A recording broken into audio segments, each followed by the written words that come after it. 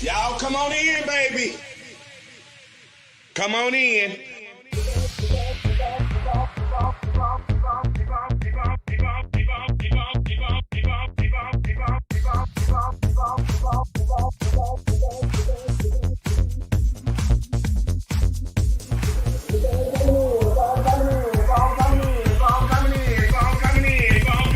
I wait for everybody to come on in. Come on in. Come on in. Come on in.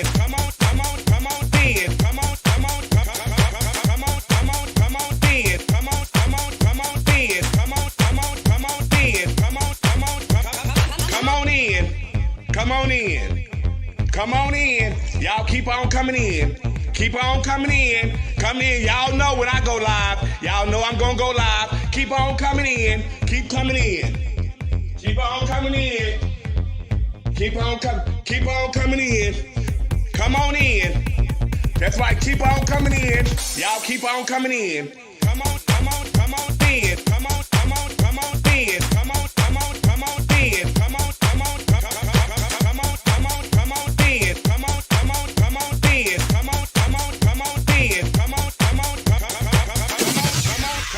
on There's no budget here at the Boom Boom Room. See, we have no glam squad here. There's no hairstylist, no nail technician, no makeup artist, just you. This is a do-it-yourself type of gig over here, sweetie. So guess what? This will separate the little girl from the women. Now let's get to it. Y'all keep on coming in. Come on in. Come on in. Come on in. Come on in. Come on in. Come on in. Come on.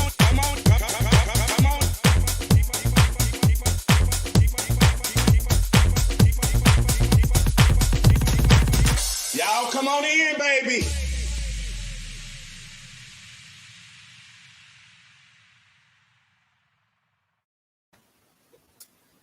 Welcome everybody to our point of view. It's Wednesday night and y'all already know what time it is. It's our point of view, honey, with myself, Chevelle Brooks, no relation, St. James, Necole Luv Dupree, and Necole Dupree. Child, we are here each and every Wednesday and we got so much to talk about this Wednesday. We got all kind of things happening in the news and all that kind of stuff like that. I want y'all to know this is the show that will give you all the tea, but only if you post it on Facebook. We don't put your tea out unless you put it out yourself. We just here to talk about it, baby. We just trying to bring it to the masses and want you to come to the forefront and talk about your judge because you put it out there for us to talk about it. So that's why we here, okay? Each and every Wednesday. And we talk about hot topics, everything that's going on with current events and all that kind of stuff. So don't think this is a message show, because that's what we're not. We're not a message show. We're just talking about stuff that you put out there in the air, child. That's all we do. That's what we're here for. So I want you to sit back, relax, and get your motherfucking cocktails, your cigarettes, your blunts, and all that kind of stuff. Because you know, each and every Wednesday, we are always sponsored by who? Pink Whitney. Yes, ma'am. Pink Whitney, honey. So get your Pink Whitney, drink up. You can drink it straight. You can mix it with something, but get to judge with Pink Whitney tonight, because every Wednesday is a Pink Whitney Wednesday. How y'all doing out there? Let me see. I don't want to get this on my table. So let me go and put that right there and get my judge. I got my glasses and stuff so I can't see, because y'all know I'm a classic lady. You know what I'm saying? I'm very, very classic about the situation. Tonight, we're going to talk about all kind of different kind of stuff this week. We have things like mental illness going on. We're going to talk about political views, the importance of voting. We're going to talk about posting on social media, whether it's your relationship stuff or stuff you got involved with somebody else and putting your business out there in the streets and all that kind of jazz. We're going to talk about all of that. But I want y'all to share this live. I want y'all to like it. Send hearts if you're enjoying something. Send some smiles and all that kind of stuff like that. We offer, your feedback during the show, your comments, and we appreciate all of that. I want to thank all of you for coming in and tuning in. Those of you who are here with us each and every week, I really appreciate it. My guests appreciate it. My co-hosts appreciate it. So we thank y'all so much. You can also tune in on Chevelle Brooks 75 on my YouTube page and subscribe. Because if you missed it, you can always go back and watch it. It's always there. You know, you can get your gem. And I want to give a shout out to, I'm going to give my shout out to first, Jawakatima. Jawakatima Davenport, y'all, if you need any kind of flyers and all that kind of stuff, she is my media tech. She makes all my flyers for the Boom Boom Room Present functions and things that I'm doing here on the internet. And she also makes flyers for other people and all that kind of stuff. So if you need any kind of flyers, please look up Jawakatima and get your judge. And also, we have for your editing needs, that's my editor, Marshawn. You can go on his page, LK Marshawn Green, I think it is, on Facebook. He makes all my commercials and stuff like that. So I really appreciate them guys. And my music is by, oh shit, what the hell was that? Really, none of that. What's going on with the, I don't like none of that. Okay. And my music is produced by Joella Puss Remix. So I want to give a shout out to them for making this stuff work for me each and every week, because without them, I don't know what my show would look like, you know, or how it would end up being, but I really appreciate them. And I definitely appreciate my co-hosts and stuff like that. So I'm going to dive right into what I want to talk about today. All this week, y'all have been in the news and talking about Nicki Minaj, because she's pregnant. Congratulations, Nicki Minaj, on your pregnancy. I'm so proud of, happy for you. Not proud, but I'm happy for you. You're starting your family with your husband. But child, y'all have really laid into them people have really laid into her. And that is not cute, child. You know, y'all, this woman is having a baby. She is bringing a life into the world. And people are making fun of her baby pictures and stuff because she got the little clown wig on and all that kind of stuff like that, child. Don't that might be what she think is beautiful. So if she think it's beautiful, let her think it's beautiful, child. So, you know, congratulate her. Don't bring her down. People making memes about it. People can be so fucking cruel. I'm like, child. This woman, she look, I'm not sure the baby gonna be so cute. And then everybody gonna be hollering, oh, the baby is adorable. Oh, the baby is this. Oh, the baby is that. Oh, motherfucker, you was sitting up there talking about that woman, baby. And then you sitting up there now you want to holler about she cute and all that kind of stuff like that, or he or whatever the case may be. But shout out to Nicki Minaj, honey, and her family and her starting a new family. I think it is so cute. Y'all stop that being mean to her, girl. And and doing all that stuff. And speaking of being mean, child, I have been seeing all these fights up in Atlanta. I think a majority of them been in Atlanta at the clubs in Atlanta because we shut down here in Texas. But yeah, so much, you know, as far as I know, we're shut down in Texas. And but they fighting and shit in Atlanta. They open up the clubs and y'all still acting a goddamn plump ass. And I mean, girl, fighting. Tearing the club up, the patio is tore down. Y'all dragging people out of the damn out the club. Y'all stop that shit. And that's all they showing is black people, black gays at the club fighting and carrying on. The child had kicked the child, missed the whole body. How do you miss the body? The body laying on the floor. So that means you didn't play no kickball or nothing when you was in school, bitch.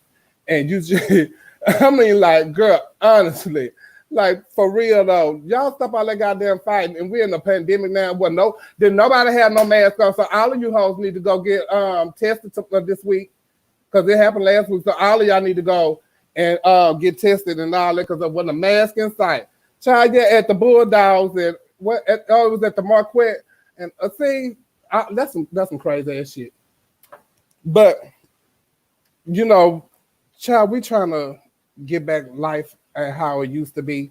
So, you know, I advise y'all to wear your mask and stuff. Stop being idiots. And I seen a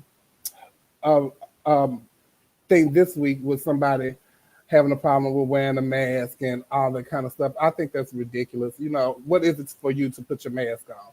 If you don't want to put your mask on, stay your ass in the house, bitch. Uber Eats and all that kind of shit for yourself. Bitch, and have somebody bring you your shit. Because bitch, we're trying to live life. I got to go back to work. I want to go back to the shows. I want to do all this. I don't have to worry about if a bitch go cough on me and I'm get coronavirus. I just don't want it. Okay, so bitch, do right by us and put your damn mask on, girl. It don't take much for you to just abide by the law. I mean, honestly speaking, even with the clubs and all that kind of stuff. So on to my next subject. I was talking to a girlfriend of mine this week, and she asked me, did I know about the DL detective? I'm like, bitch, I don't know what no DL detective is. Was that on some Crime Stoppers or something like that? Bitch, let me know. She said, no, girl, you remember the child that was going around having men straight, allegedly, well, not allegedly, he said it, but quote unquote straight men, and putting their videos out on Facebook and, putting them out. And I was like, oh, yeah, girl, I remember that. Then they shoot him up. Yeah, they shot him up and all that kind of stuff like that. I was like, oh. So I did some research on the boy. His name is Marquis. Yeah, that's his name. His name is Marquis. But now he goes by the name of Sabrina Frazier. She done transitioned on y'all time just, and she fish. She's still up to her same shit. So I'm trying to look for her so I can bring her to the show so we can talk. So if anybody out there in Charlotte know of this Sabrina Frazier young lady, please hit us up at Our Point of View and let us know how to get in touch with her, just because I would really love to talk to her and get her on the show, because baby, you have cut up, child. You you really, really tried it, bitch. And you kind of the reason why some of the people is doing what they're doing, because bitch, it's just, it ain't right to me. I don't like it, but I want you to come to the show and talk about your views and all that kind of stuff and why you do the things you do. But child, she transitioned now, she fish. She around here with her good shape and all that kind of stuff. She done had facial surgery and all the things. She said the girls are still hating on her and all that, but I'm sure the girl fish is still hating on you, but you having their husbands. Why wouldn't they be? I want you to share this live. I want you to have a watch party and get your people on your timeline to watch what we're doing here at Our Point of View. And I also have my clip of the week. I always try to do a clip of the week because I have to stroll through Facebook and stuff that I like to see and I like to enjoy. And whether it be a live feed or something like that, which I gave a shout out to all the people that are doing live shows that I know of and that I watch. So that was at the beginning of the show. You can go back and catch those advertisements. And I also have advertisements for people that are doing good things in the community. They selling merch and all that kind of stuff. So like that. So this is my clip of the week.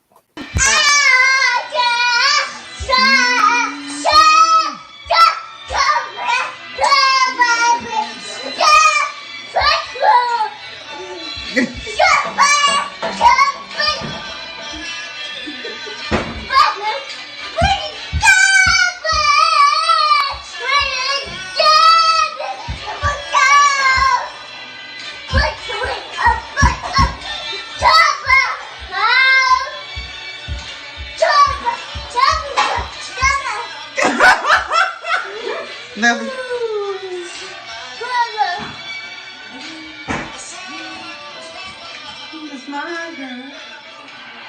All right.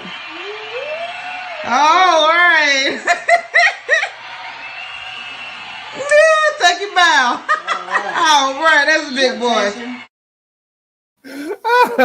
That was so freaking cute. If I tell you, I loved that. I watch that all the time. Ever since I found it, I've been watching that little boy. Baby, if I tell you, that remind me of me so much when I was little, and anything that came on the radio, bitches, but it was more like Stephanie Mills and Patti LaBelle and all of them, honey. That's what I was singing. But that was so cute. You could tell he knew the routine and all that kind of stuff. He looking around like, what y'all looking at me for? No, y'all come on, sing along with me, honey. So he gonna be a little star. So we need to look out for that little baby. I'm surprised if Ellen was on right now, I'm sure she'd have them brought him to the studio and all that. That was so cute. Right now, I'm going to bring in our host for tonight, my co-host rather, for tonight, so we can get the show on the roll. Welcome to the panel. This is Necole, not your auntie, Luv Dupree. Show some hearts for her. Hi, Necole. Hi, everyone. How y'all doing out there? Y'all doing all right? I think you kind of blessed and safe week so far. Huh? I think you're lagging, so you might want to restart your camera and come right back.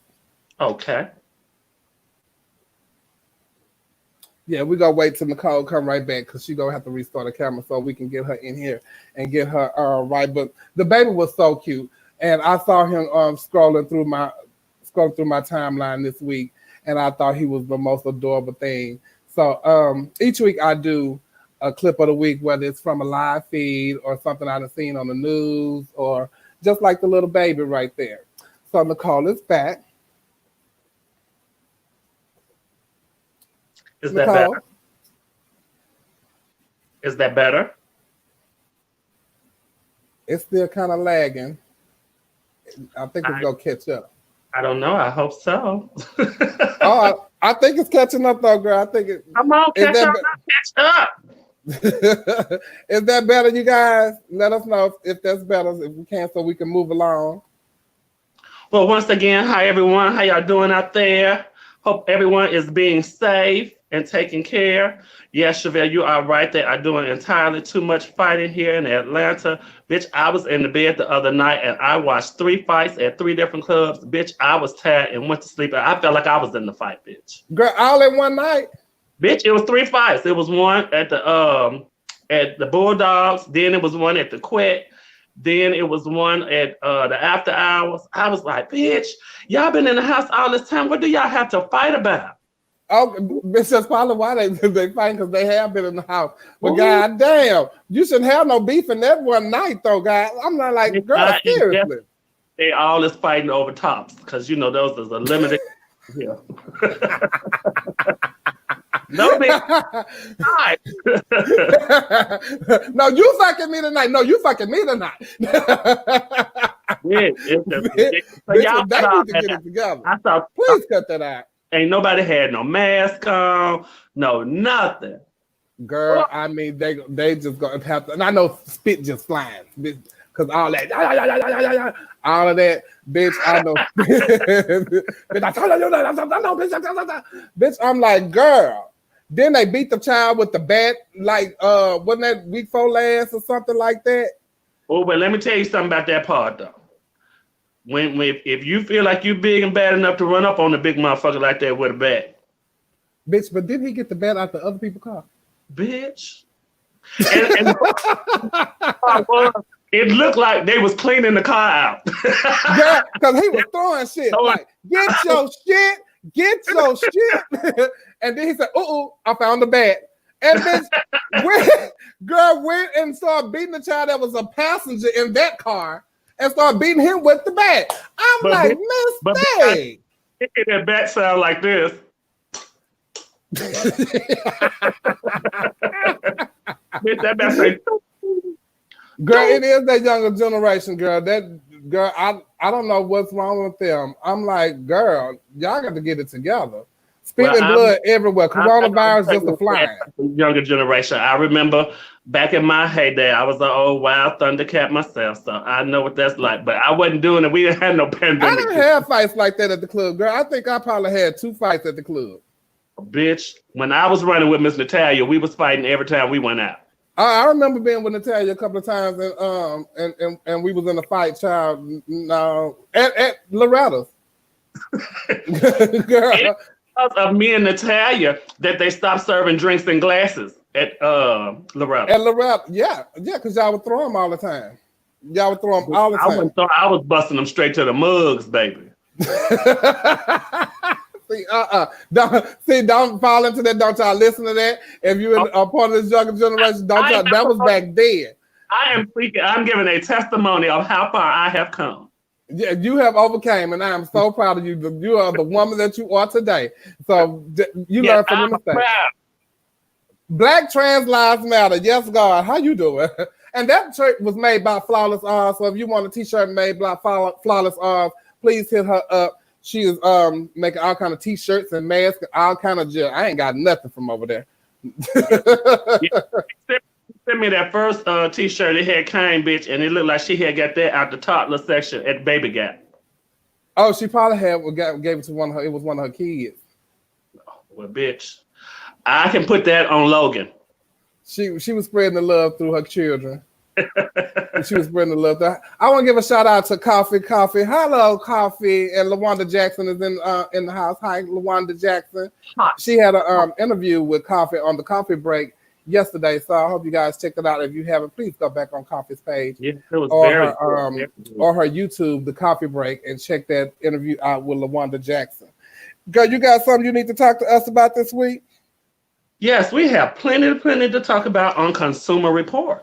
Okay, girl, before we go into the Consumer Report, girl, because they think we all mess and stuff like that, but we are not all mess over here.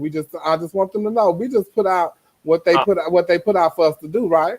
Yeah. In the event that you don't want to be a hot topic, don't become one. If you don't tell it. So if you put it out there, and we are here to deliver the news. Okay. You cannot stop my journalistic integrity of not covering the news. That is why I'm here. That is what my job is. So from this day forward, if you don't want to discuss, then don't. I told y'all before, do not buy the bullshit. Now, now we're ready for Nicki's notes with the Consumer Report. Well, I guess we were having a little trouble getting my girlfriend Beverly Iman in. I am not the most tech-savvy person, so I was trying to get her to follow the directions to get in, but she wasn't able to do that. But I will tell you all, please go and hit up Beverly Iman's page. She has some great deals going while you can sit at home and practice your makeup during this time, or if you need to stock up and replenish your kits, she has a lot of great items for you.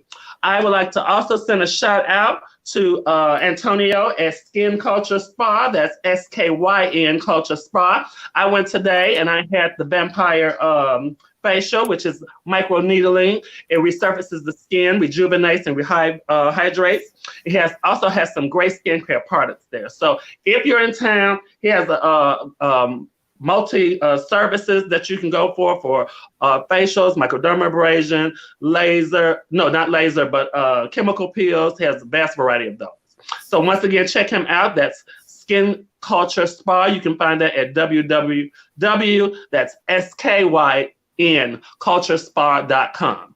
We also have some new products out from Patrick Starr. I'm wondering why I haven't received one of these, but they are makeup removers.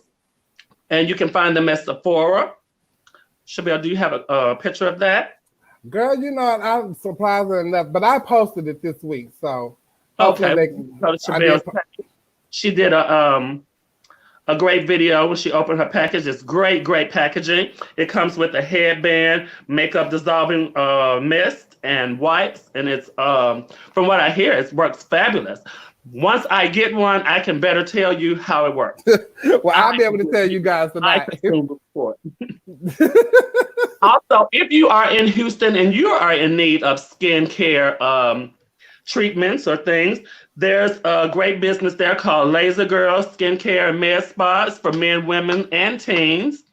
I'm sure they meant to put trans on there too. No, I'm just kidding. It's not just for girls. Just for the record. So you can check them out. That's at 5305 Bissonnet Street. Bissonnet Street, Suite C. And that's in Bel Air, Texas. So you all go and get your skin right. That way, go ahead and get you a chemical peel. Y'all not working right now. Y'all at home. You got time to let that sit up and peel properly while y'all sitting up doing nothing. You know what I'm saying? And I got a laser treatment from there the other day, and she works absolutely fabulous. And her skincare products are amazing. She does all kind of Botox, laser treatments, microdermabrasions, chemical peels, everything you can name. She do it there. And all you got to ask them for is the Chevelle Special.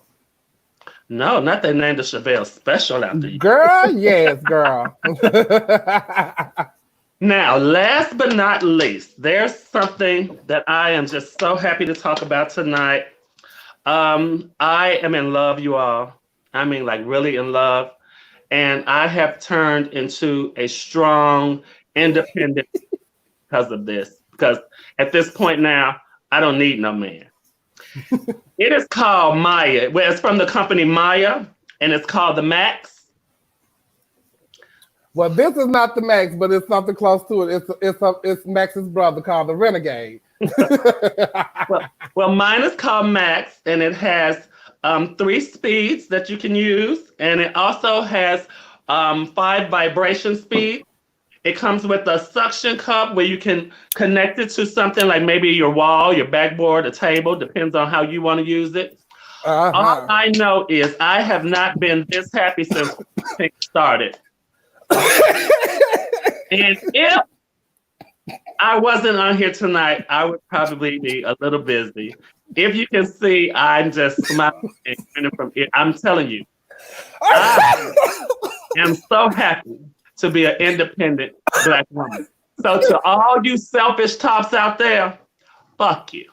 Because what has been the Consumer Report. Well, no, not yet. You have one more furniture store. Oh, I'm sorry, Charles. His new furniture store is now open, and it's from Swill. He has some awesome new modern furniture. You all please go hit him up. I mean, it is lovely. I just received a new chair from him. I told you my old girlfriend, my boyfriend George passed away, so we had to get him out of here. When they came to drop the chair off, I was just in tears when they was taking him out the door as they tore my door, getting it out. So remember about the Black-owned businesses. It's not always your business. It could be your employees. You know,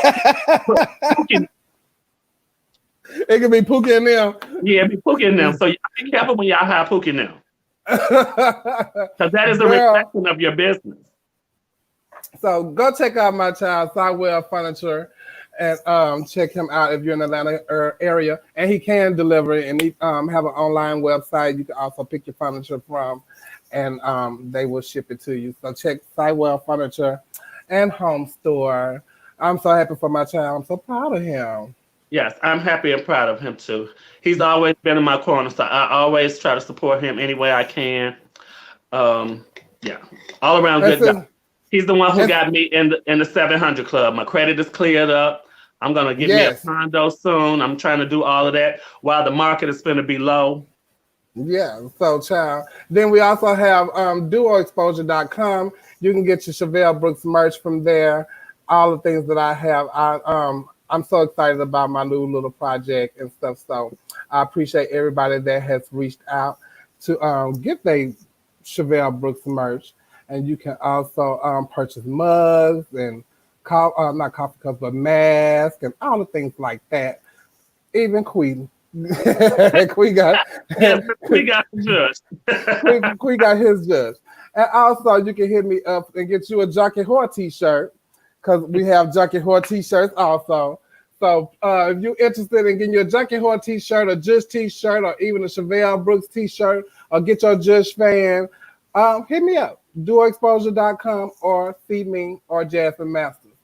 Yes. I'm gonna have to get me some I ain't your auntie t-shirts, girl. I don't know why you haven't got no ain't your auntie t-shirts.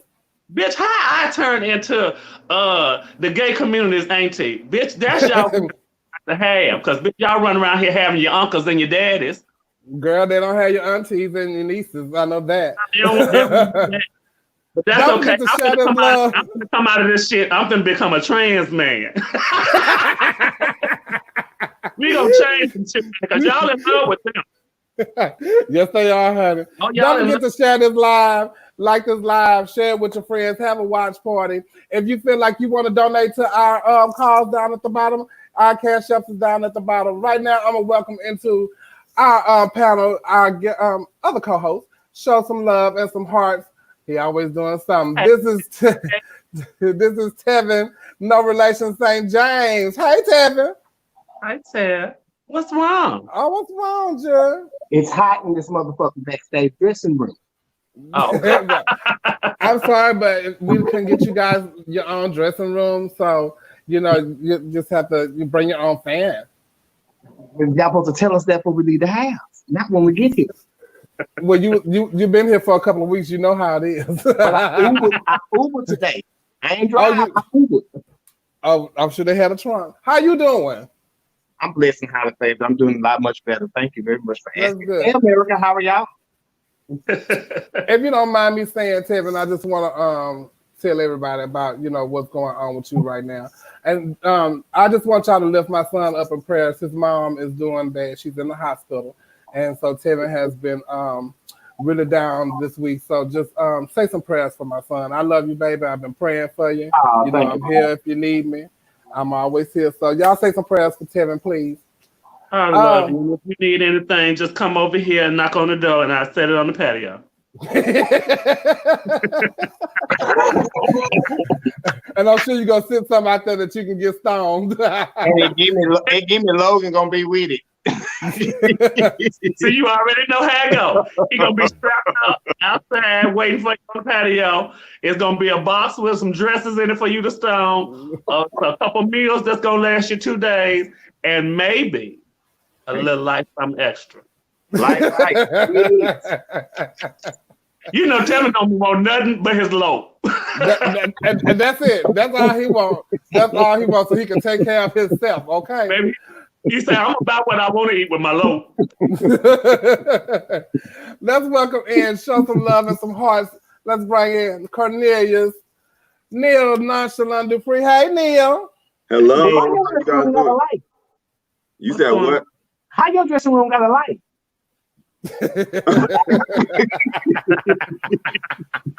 Me and Kevin been back here having our whole conversation for the last 15 minutes. Well, y'all know what time y'all gotta come to work. Y'all just gotta check in, and you may be able to run about and do what you're supposed to do. And we was on time this time. Hello. Yes, I was. I was gagging. Everybody was on time this time. Even my let me tell you about my special guest. I have a special guest host. This is the special guest host. So, we sent out the thing, and I sent them to him about 7:00. Child, the special guest host had chimed right in at 7, was ready. Wait. She wasn't ready. She wasn't ready, child. I say, Miss Thing, it ain't even time yet, girl. Oh, that must not be Miss Kennedy. Oh, no. Hell no.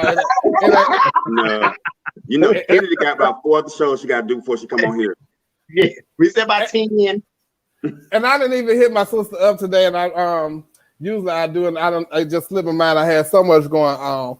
Jason, I want to give a shout out to Jason too, because he haven't been feeling well with his body. He was in a car accident, and he has to go to therapy and stuff. So his body kind of shaking up, and so I hope you heal, Jason, and feel a little better. But we're glad you tuned in, though, baby. You're here to get your judge. Feeling well or not, I bet you he got him a glass of pink witness next to him. And I'm sure he's gonna find a bush and rub him down. Oh, so Jason, somebody need bail. Yeah. No, he encourages y'all to go to jail. I got to. What? Please. Board at work. Can I get somebody to get bonded out? Chevelle. So yeah. The guy we all talked about the fight earlier, the guy that got hit with the bat. I go to Juicy Crab all the time. That's my server. No. That's not the place we went to, huh? Yes. He was our server? Yes, he's always my server when I go there. Served you for a while. Yeah.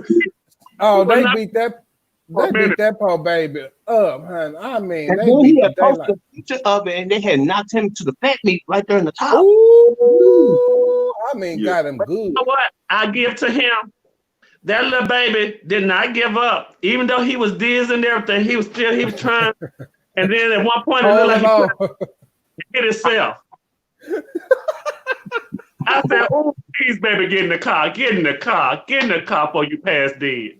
And I wanted to like get some clips from the fight and show them on here, but I think that's promoting violence. So that's one thing I don't do is like share that type of stuff on my page, or I don't want to even bring that to this platform because I think that's promoting the show. Because I'm sure all of y'all have seen it. I kind of want to know the backstory about it because the person I do want to know the tea. Well, he said the backstory. The person with the bat. All I know is somebody had a car door open and they ran into a car door or something. That's what I got. Well, I know the person that hit him with the bat is a really nice guy too. That's why I was like, I want to know the backstory that led up to Child, it. he a nice guy because he be at work and he have to be nice. Now let me tell y'all stuff that I heard during the live. Them discussing. Well, I don't know what we're gonna do. They said, well, all you gotta do is because it showed that it's from behind. Tell them that you that you got hit from behind. They're saying all this while they was live. So I was chuckling. Oh, y'all is trying to y'all ain't got no insurance. Y'all ain't got no insurance. They ain't got no insurance, girl. They got no insurance, girl. That child has said, oh no, you got, because you hit from behind. See, you just tell them you got hit from behind. See, that's how you do that. And I'm sitting up. Y'all do know y'all on live, right? And you watch it, because I didn't see any of this. Oh no, I watched it from when they was cleaning the car out to get the bag. I heard that first.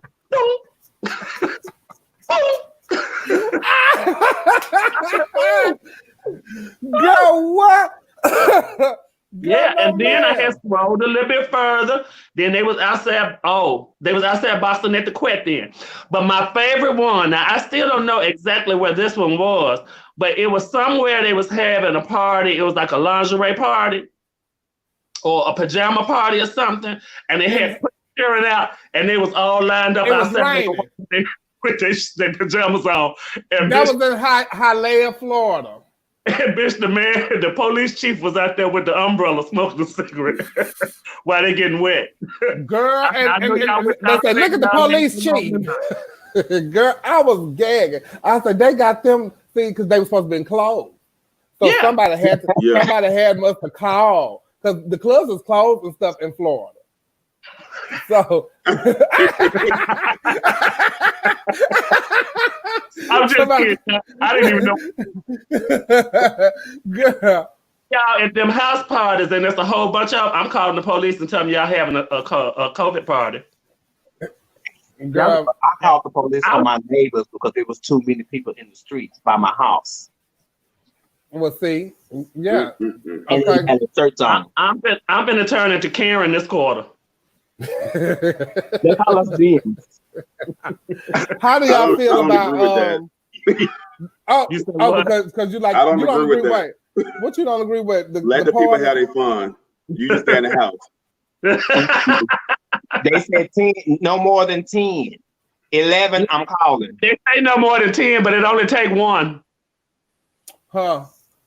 See, I'm letting y'all make it with the 9. I'm calling. Well, it's a guy here that had a party. He had a party of 10, including himself. And somebody came to his party. One of the persons that came to his party ended up having COVID, and they were waiting on their results before they came to the party. So he ended up with COVID, and so did, I think, 3 other people. And so now he has underlying issues and all that kind of stuff. But I think some of that underlying issue stuff came along before they already had the COVID, just like intensified it. Just so see, that's the shit I'm talking about. Nobody coming over here. See, and so then did you hear about the COVID party where the guys had guys and girls had the party, and somebody was going around coughing on the people and all that kind of stuff, and the guy that died was 30 years old, and he had said he thought it was just a joke, and all that kind of stuff like that. But child, y'all can y'all can have that. I'm not doing any of that. And speaking of parties, thank you for coming Sunday, Neil. Oh, yes. Yes, I enjoyed my uncle Deshaun. It was his birthday. That's why he quiet. He guilty. That's why he told y'all he disagreed. He guilty. I do disagree. He probably was live at one of them fights. No, I wasn't live. But no, he don't go live when he take pictures and stuff when he at the club, just at the little functions. But they fight all over the place because it was one point in time where I used to be petrified of leaving 2020 because I knew they was gonna have a big brawl every night when 2020 closed, and every single night. Too. And you can count on it. You can count on it. Well, how do y'all feel about people saying that the show that we do is they like the show, and I just want to thank everybody that tunes in each and every week, and those of you who are new, thank you for coming to watch, and I hope that you share it, like it, and go to my YouTube page and subscribe to Chevelle Brooks 75. But they say we're a messy show. How do y'all feel about that? They messy because they're watching it. Me and Necole kind of touched on it. I touched on it earlier in the opening. Then Necole got on here and said what she thought, and how she feels. So what do y'all think? Well, sometimes the truth can be mistaken as mess. It's not our fault that you put your truth that we deem, and now you're deeming it mess because we say it. And I think it's hilarious. Your mess. I think it's hilarious. Most definitely. It's this old saying in Tennessee. I'm sure they said in Texas, but it's in Tennessee for sure. That say God knows my heart.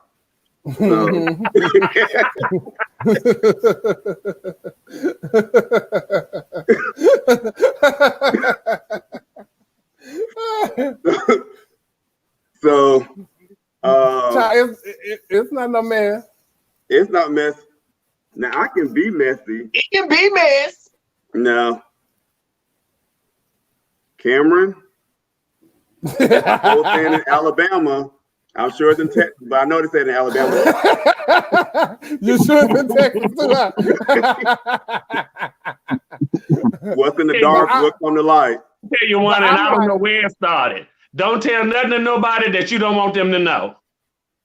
I say don't put it on Facebook because once you put it on Facebook, it's open to all. Bitch. Once you put it on social media, even if you take it down, once you put it on social media, it's out there. So hey. You have to understand, they are screenshotting, they are screen grabbing, recording, and all kind of things, and they are sending that out. So, bitch, girl, you put it out there, you have something to say. Half y'all are friends. Y'all want us to go and report it first, huh? We're gonna let you tell your side. You may as well let us do it. Then you'll be getting upset and be talking about we have secret groups.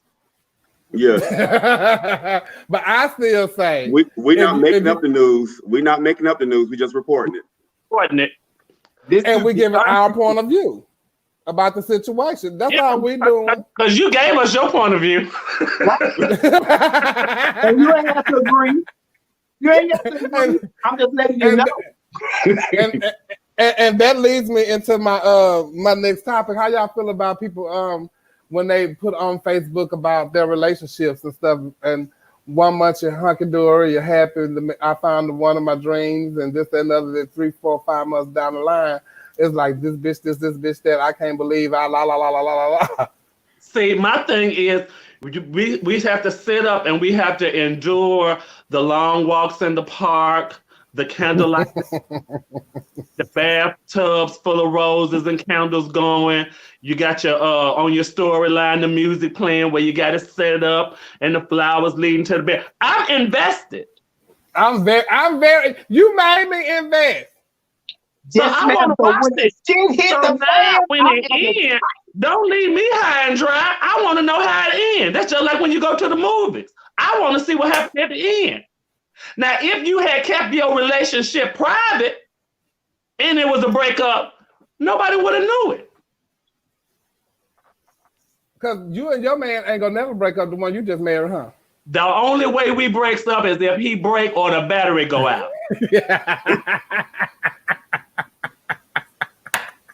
Bitch, for a bit more, I'm scared that I'm not gonna be able to make it through the show. I have become on him. I got a question for Necole. Yeah.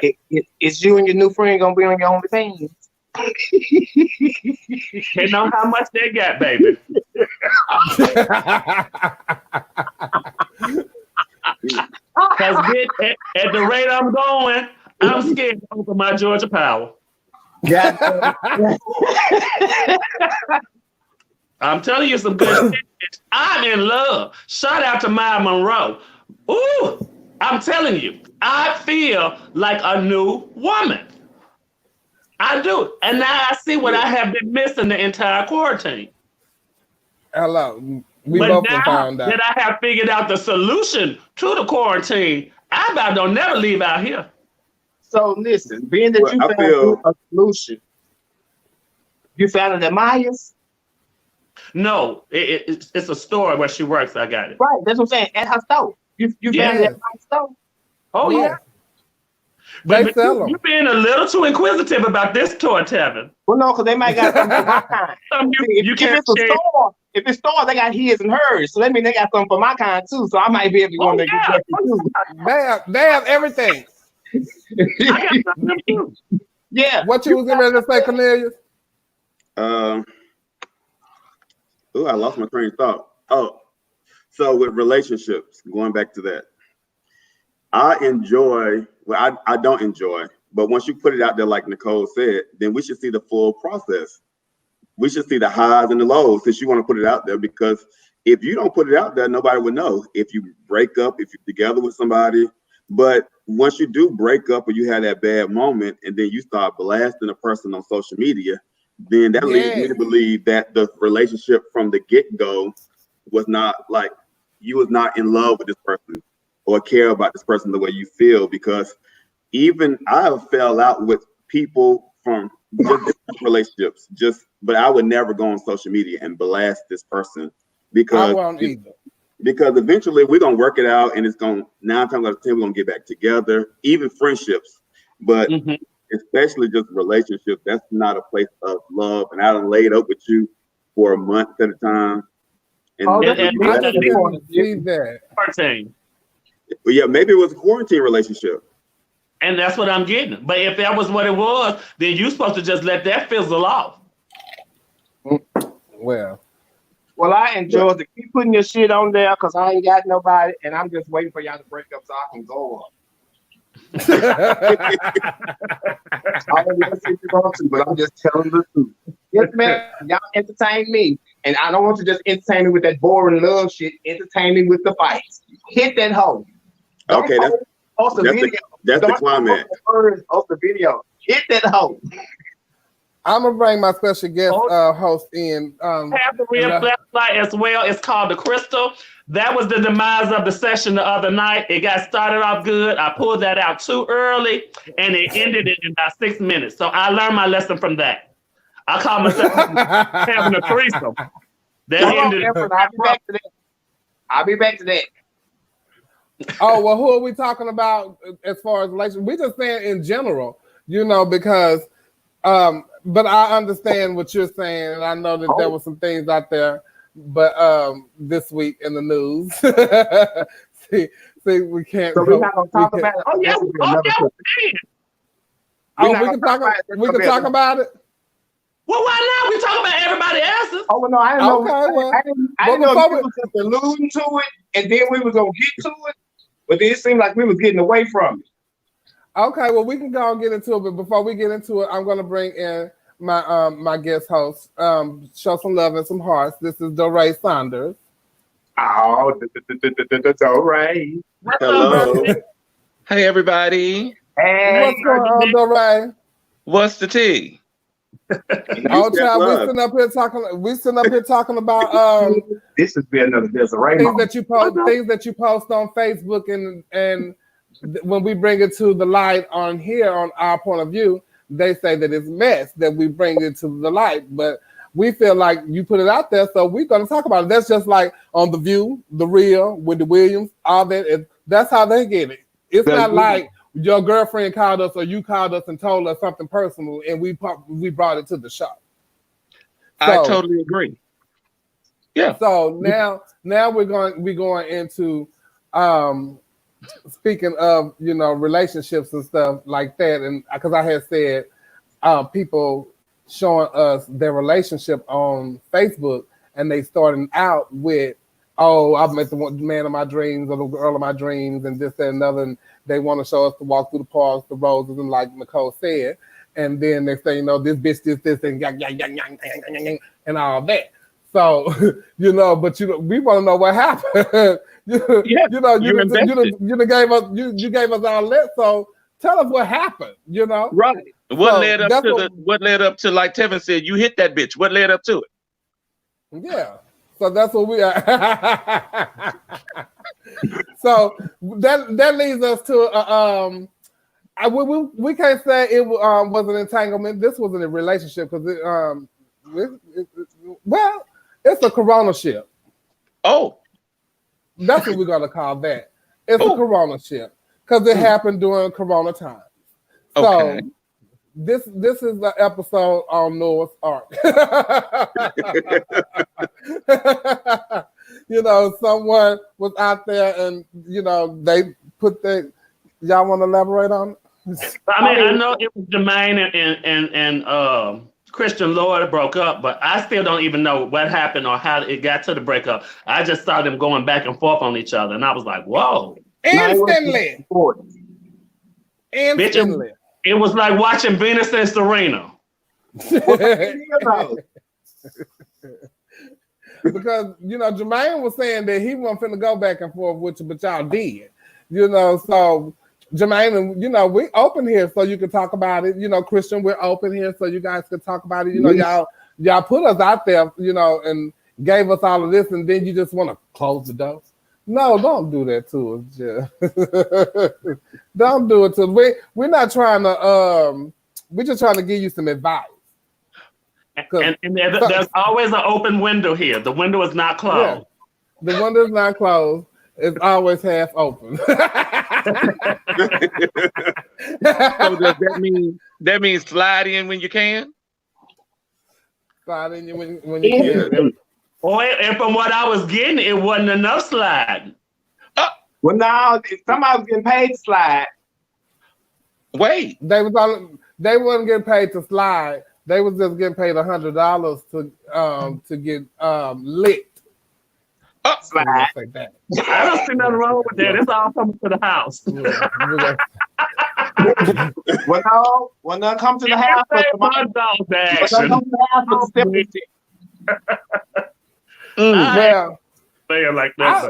want to know what was the demise because. Well, Cornelius, do you know? It was like I don't know exactly what the demise was. Okay, wait, no, I'm lying. I do know certain things, but it hasn't been put out to the public like that. So I just want to elaborate. Huh? That's what you're here for. No. That's kind of revealing your source, and you don't do that. No, and you don't do that. That's giving out your source's tea, and you don't do that. No, we don't do that because that's when we would become messy, and that's the premise of what we're talking about right now. That is why we always use the word allegedly. Allegedly. Well, I never said that I wasn't messy. I said the show wasn't messy. Now, Tevin, that's true. That's true. But that means had you been told the tea, you would have been able to tell them. I mean, okay. Wait.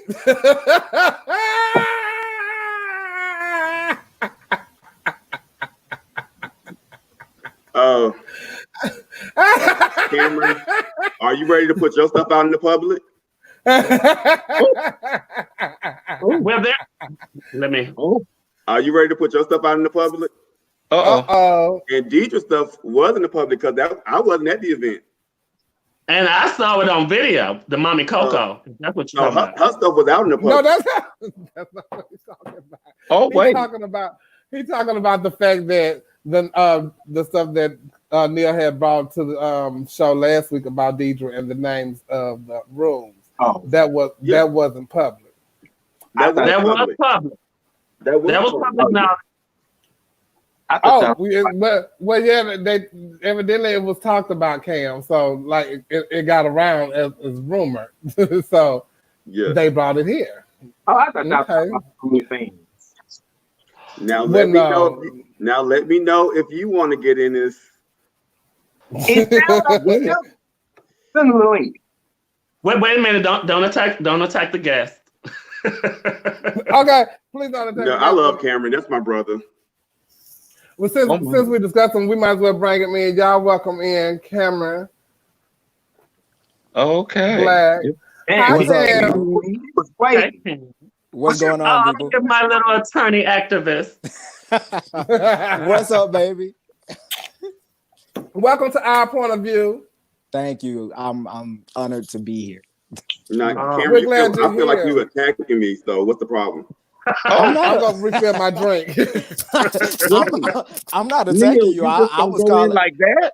I was calling out what I thought to be obvious last week. Oh, well, it was public. But you said I didn't know. You know, I don't follow much stuff anymore. All I heard her say was it was a private conversation, and then you pulled her in without her knowing what was going on, and then put her on the spot. That's not what it wasn't private because they talked about it Tuesday night. See, I don't know that. I don't know what go on in Atlanta no more. So I stand corrected. Yes. just watch the show until invited. I thought you wanted to get in the ring tonight. Play it safe. No, I'm in the ring. At him. I'm in the ring tonight, but I'm about some serious subjects that we need to discuss though. So I don't, I don't get into the gossip. No, you don't come on here with your demands. No. I was invited for a certain topic. Before we get to going with any of this, Cameron, let me show you something. This is what happens when you start dictating what goes on the show. Chevelle. No, I was invited in with a purpose. I know that. I'm saying, but when you come in and you try to dictate the run of the show, this is what happens. Oh, we don't do Malcolm's. Oh.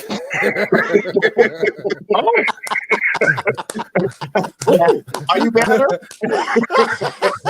We just want to set up royalty. Now you wait for us to ask you, would you like to say something? I had to go refresh my beverage for everybody with want to make Cameron. Oh, my bad. I'm gonna shut my fat ass up. We don't get this. Oh wow. What are you drinking, Cam? I am drinking. I took a break. Hold on. I took a break from Jack Daniels because I'm trying to be responsible if I have to talk about knowledge. So I'm drinking Grey Goose tonight. Oh, this gonna be short. As if that was gonna help. Well, this is a Pink Witness show, so shout out to the Pink Witness. Cheers, everybody! If you have a glass, get your glasses up. Cheers, cheers, cheers. All my folks sitting out there who watching the show, if you're drinking Pink Witness, let me see some hearts and stuff. Yeah, all that jam. Share this live, like this live. If you want to feel like you like what you see, please donate to us down. Our cash apps are down at the bottom. And we're here each and every Wednesday with hot topics and social media events and tea. So you can get your jib. So you put it out there, and that's what we're talking about right now. Putting your business out on Facebook, and we report it here on Our Point of View. So so how do you Cam said, I mean, I kind of feel the way y'all do. If you put it out there for public access, then you invite people into your own stuff. In my past relationship, I had somebody break up with me because I did not want them posting pictures, making posts of us and stuff like that, because I feel like that gives too much public access. My relationship is mine. What I put on social media is a certain type of character that I give, but that don't mean everybody's invited into it, because I feel like that's intimate. So I agree with y'all, basically.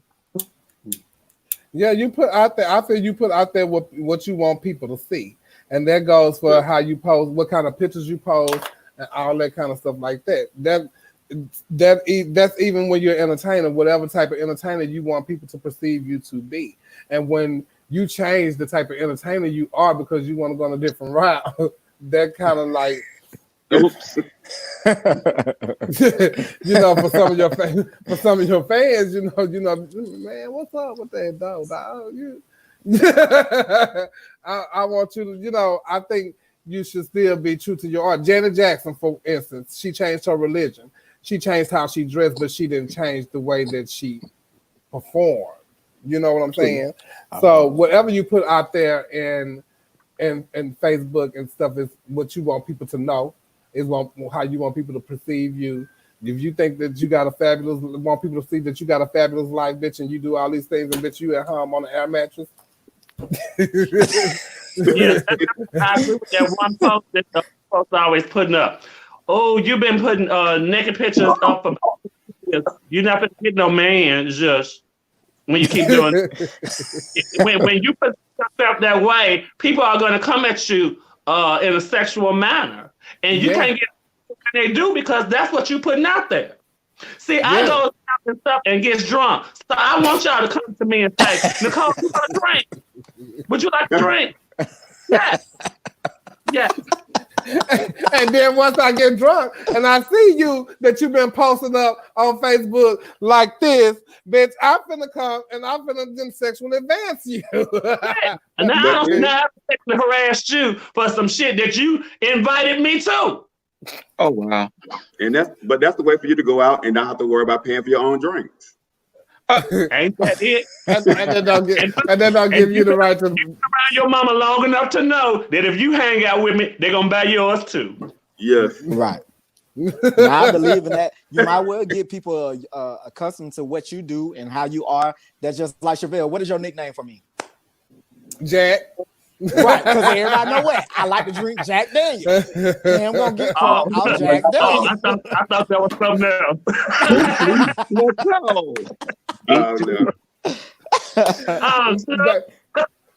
David, yeah, that's Jack child. You know, Jack get the party started.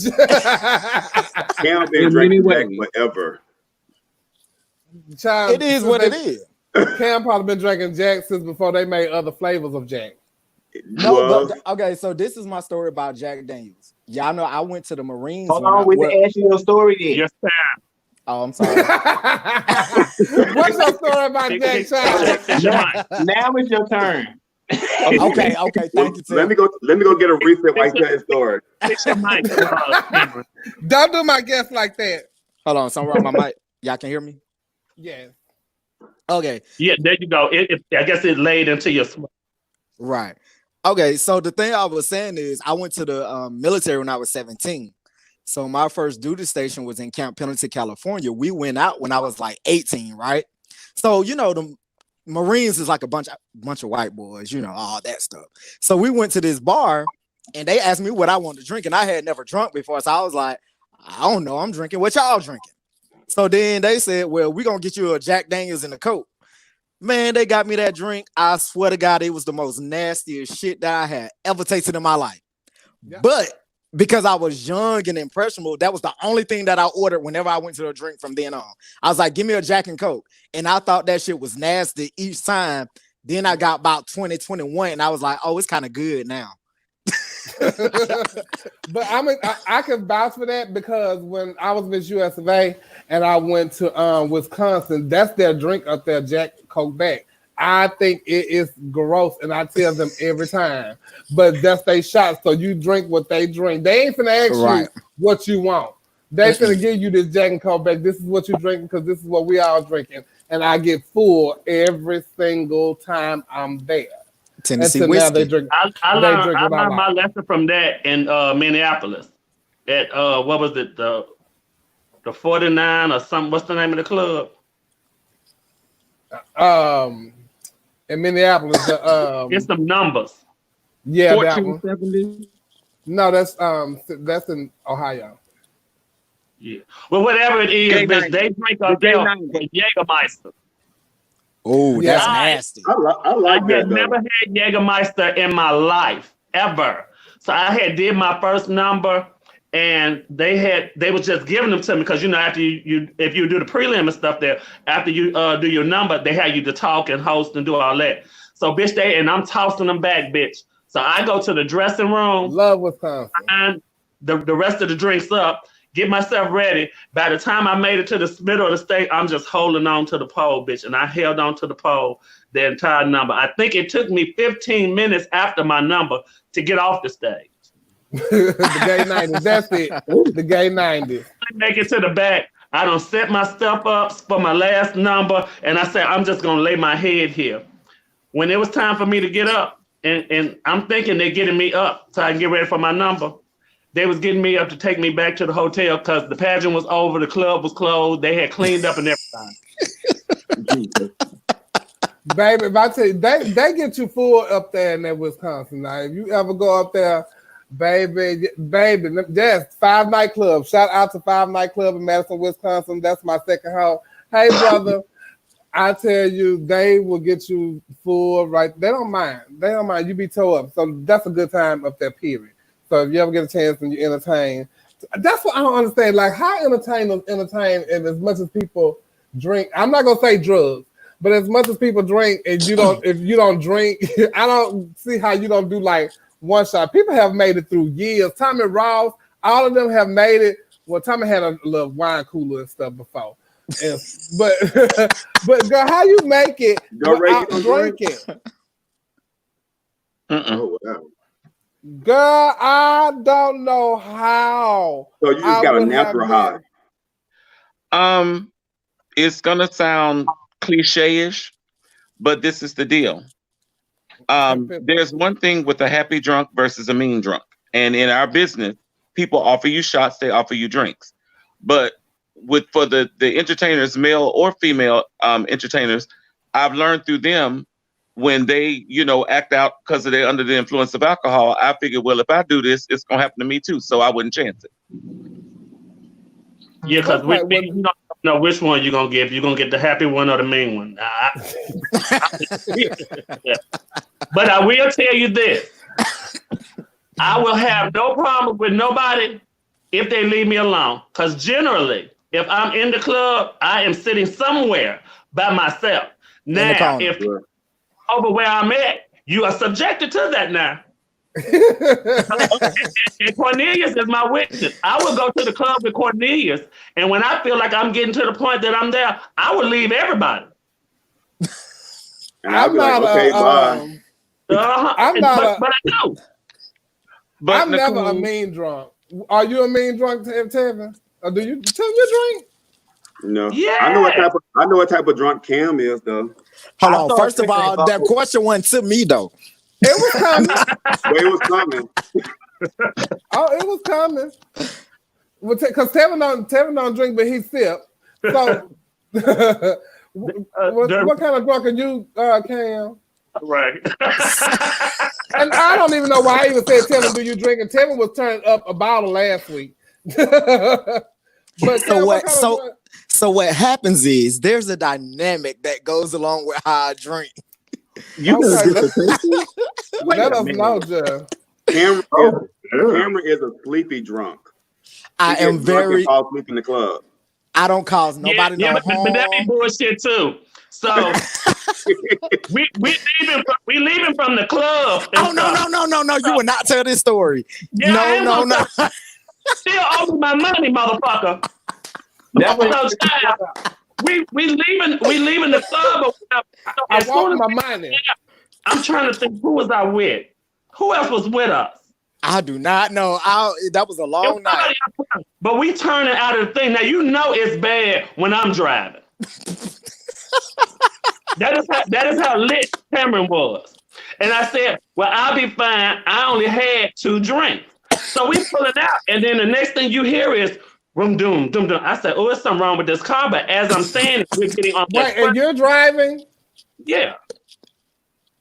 And my point about how I cut the evening off. Who car is it?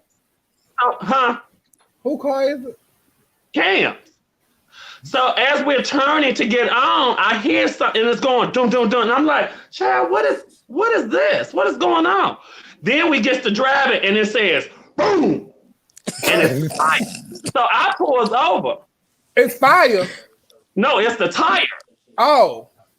So we pulls over on the shoulder, gets out and I look and I'm like, oh. So I still can't remember who it was with us, but they call the AAA people to come change the stuff. He have not moved. He have not budged. They have quoted how much it costs. I'm asleep. I'm asleep. I don't remember nothing. Soon as we pull to the house and pull up to the door, I say, we here. And from that moment on, I have still been asking Cameron for $40. It was $80. I still want my $40. He have yet to send me my $40. And he don't want to give it to you because he don't remember. Yeah, he remembered that time got fixed.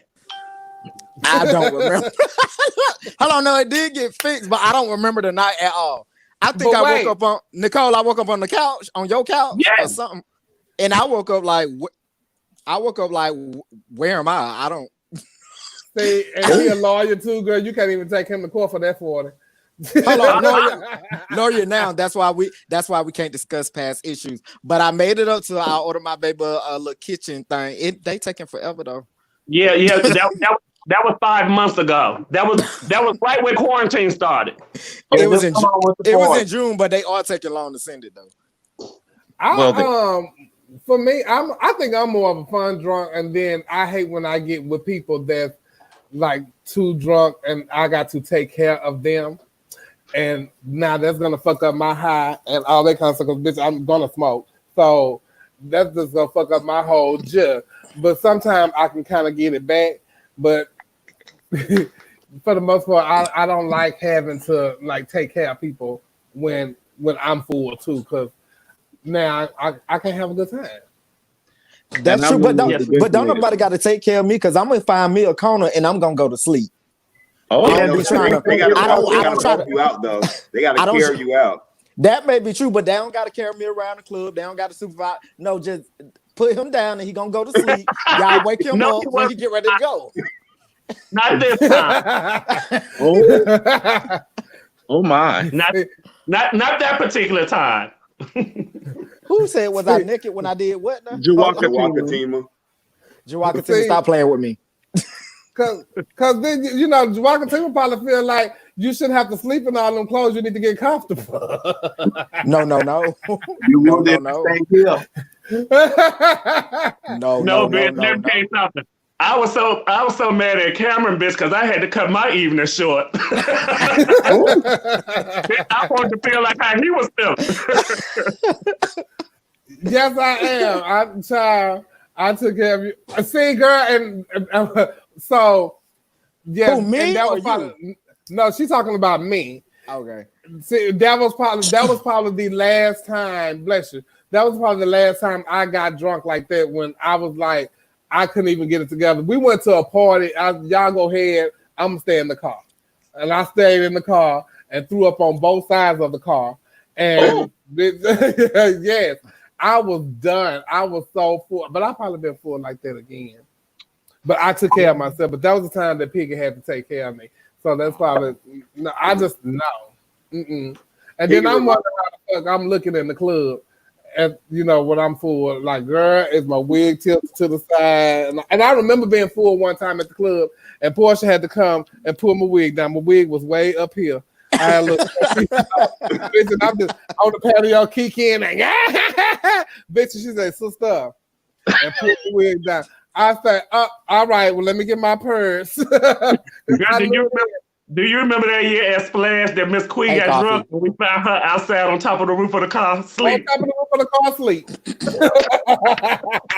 You remember that, Tevin? Girl, I was like, girl. That was probably my favorite year at Splash. So, child, I just can't be that. But I don't know how people. Hey, Kelsey. You don't see me? She was speaking to her king. I want her to speak to me too. Okay. Coffee. It's champagne gummy bears.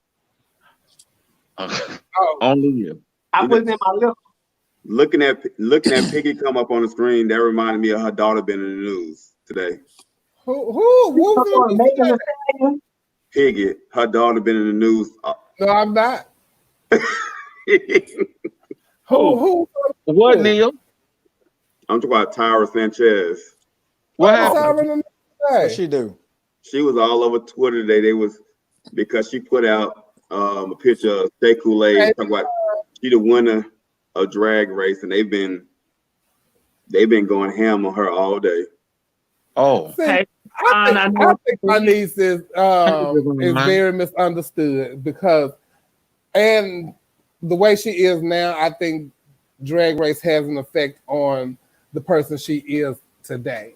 But before then, people didn't know her, and James was like, he was young coming into this. He had just started doing drag, and it's a show. Let me throw this video in and go do this show. Now you done came to celebrity because you done won this show, never knowing what this show was gonna do for them or the brand, period. And James is very a secluded type of person. So all that fame and that, like this, I don't know, how to, take that. And she hadn't been in drag long enough to become that people person and to learn this is what you do as an entertainer and how you treat people when they come up to you and this, that, and the third. She hadn't been in drag that long to even learn that. So when she got thrusted into Drag Race, that's a whole nother different ballgame. And it drove her, I think, to the drugs, allegedly the drugs and the drinking and stuff like that, because James wasn't that type of person. But what was she in the news for? She had put a picture on Twitter and Instagram. Piggy, like I said, I don't make up the news, I just report it. You better report. So she put out a picture of Shea Coulee and said, "Oh, this is the winner of Drag Race, All Star 5." And Who is Shea Coulee? A contestant. One of the girls on Drag Race. Yes. Why would they attack her for feeling like that? No, she put a picture. It's like a leaked picture of her, like with the, I guess the crown that they get them when they win the yes. So, but everybody knows that they all take that. They record all of them at one time. I mean, they all record each one of them winning. It seemed like well, I'm sure Tyra wasn't there, so somebody had to leak the picture to her for her to even get it. They just love to attack that child. They but she put it out there. They love to attack her. I know that she does not do drugs, Piggy. And I just always say she's just always so melancholy. She's never happy, but you don't know if she's really sad. So when you see her, she's always giving me, you know what? I'm happy.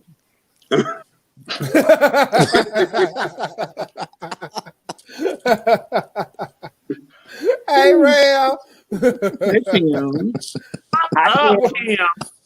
What she do, girl? She says she always like, "Hey, Necole, how you doing?" but that's just her. I know. I had to learn that. So I say, even if she's happy or sad, you never know because it's always that. So she just always, but I'm happy.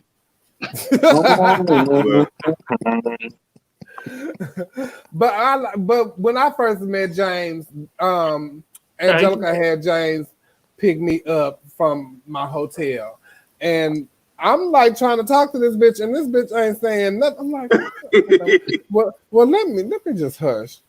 And so when we got to the house, I just saw how he was around the house. I was like, oh, because bitch, I was gonna go ahead and say, bitch, what's wrong with this bitch?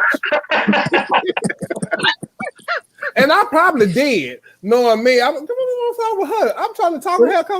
Child, that's James. Child, that's my child. She don't talk like that and all this. So that's when I learned James. So then I go home, and next thing you know, a couple of months later, maybe a year or so later, this bitch is on Drag Race.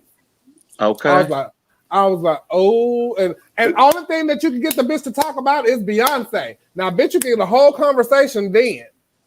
Bitch, I remember like this, like how you were saying how you didn't know her. So I only knew her like of just seeing her around or when she would be around with Piggy or Stash or stuff.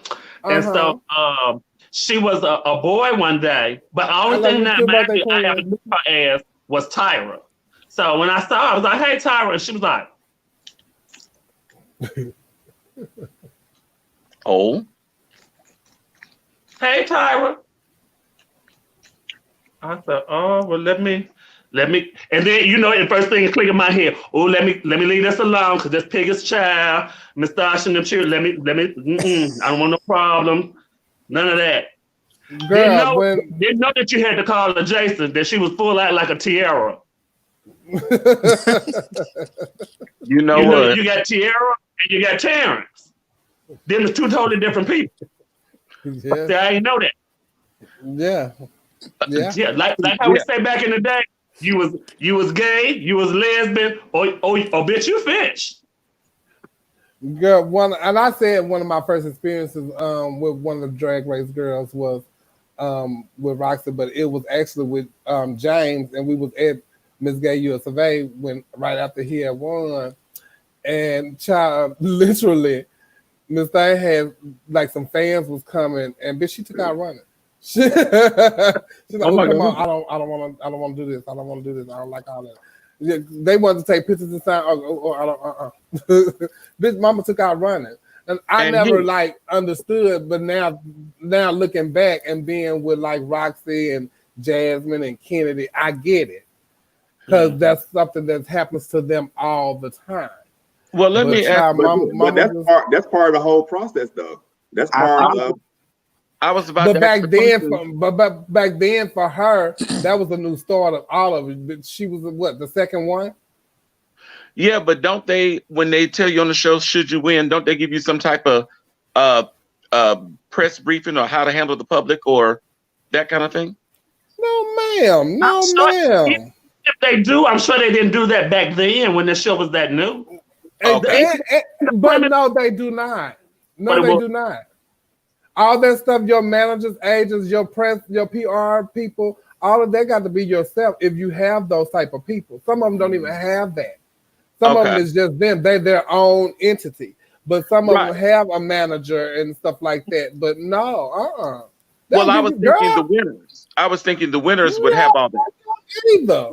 Girl, you win that show. Thank you very much. And we're going to tell you what else you got to do and blah, blah, this, that, and the third. Okay. Now, I'm sure now it's much different though. Yeah. Look, Chevelle, I'm back at the Motown days when they used to prep the entertainers. You know, they went to etiquette school, charm school. They taught you how to interview. They prepped you for the press. No, ma'am. No, ma'am. They don't even have that kind of training no more. Right. Necole, that could be the problem. They need, some of them need training. See, like Angelica said, she wasn't even 21. She's still a child. She's still a kid. Right. Like just starting to do any of this. Just starting to do drag and any of that. She had just thrusted into this. A little boy that had a child, and then you came out. All this happened like this. Right. And now you this star. And everybody wanna this, that. You don't even know. She didn't even know who she was. True. By that time, that age, of course not. But no, I just thought that they did that. No, they didn't do none of that, honey. So, child, poor baby. And speaking of all that, we're gonna go into talking about Tamar Braxton. She had tried to commit suicide this weekend. And so we want to give a shout out to Tamar Braxton and pray for her because mental illness is really something, y'all. So, her, Kanye West, Nick Cannon, all of them, something is going on there, and they're not able to handle their celebrity right now. Well, we know Kanye West is diagnosed with bipolar tendencies, and Tamar I'm just assuming she's just been fed up with who and how they portray her to be on this television show and got control of her life. And Nick Cannon, I don't really understand really what's going on with him. Well, Nene Leakes just did an interview, and she talked about what her and Tamar were going through and saying that they were the support system for one another. And Nene said she had purposely not been doing interviews and doing her Instagram lives, her YouTube lives, cocktails and conversation. She said, and Tamar would talk to everybody when she was up to it. But Nene I just saw an interview on YouTube about that today. Well, she had made a post, and it was stating how she felt like a slave in her own self, and I'll put my glasses. She made the post to send out on her Twitter, but she ended up not sending it, and she sent it to her family members so they can get it.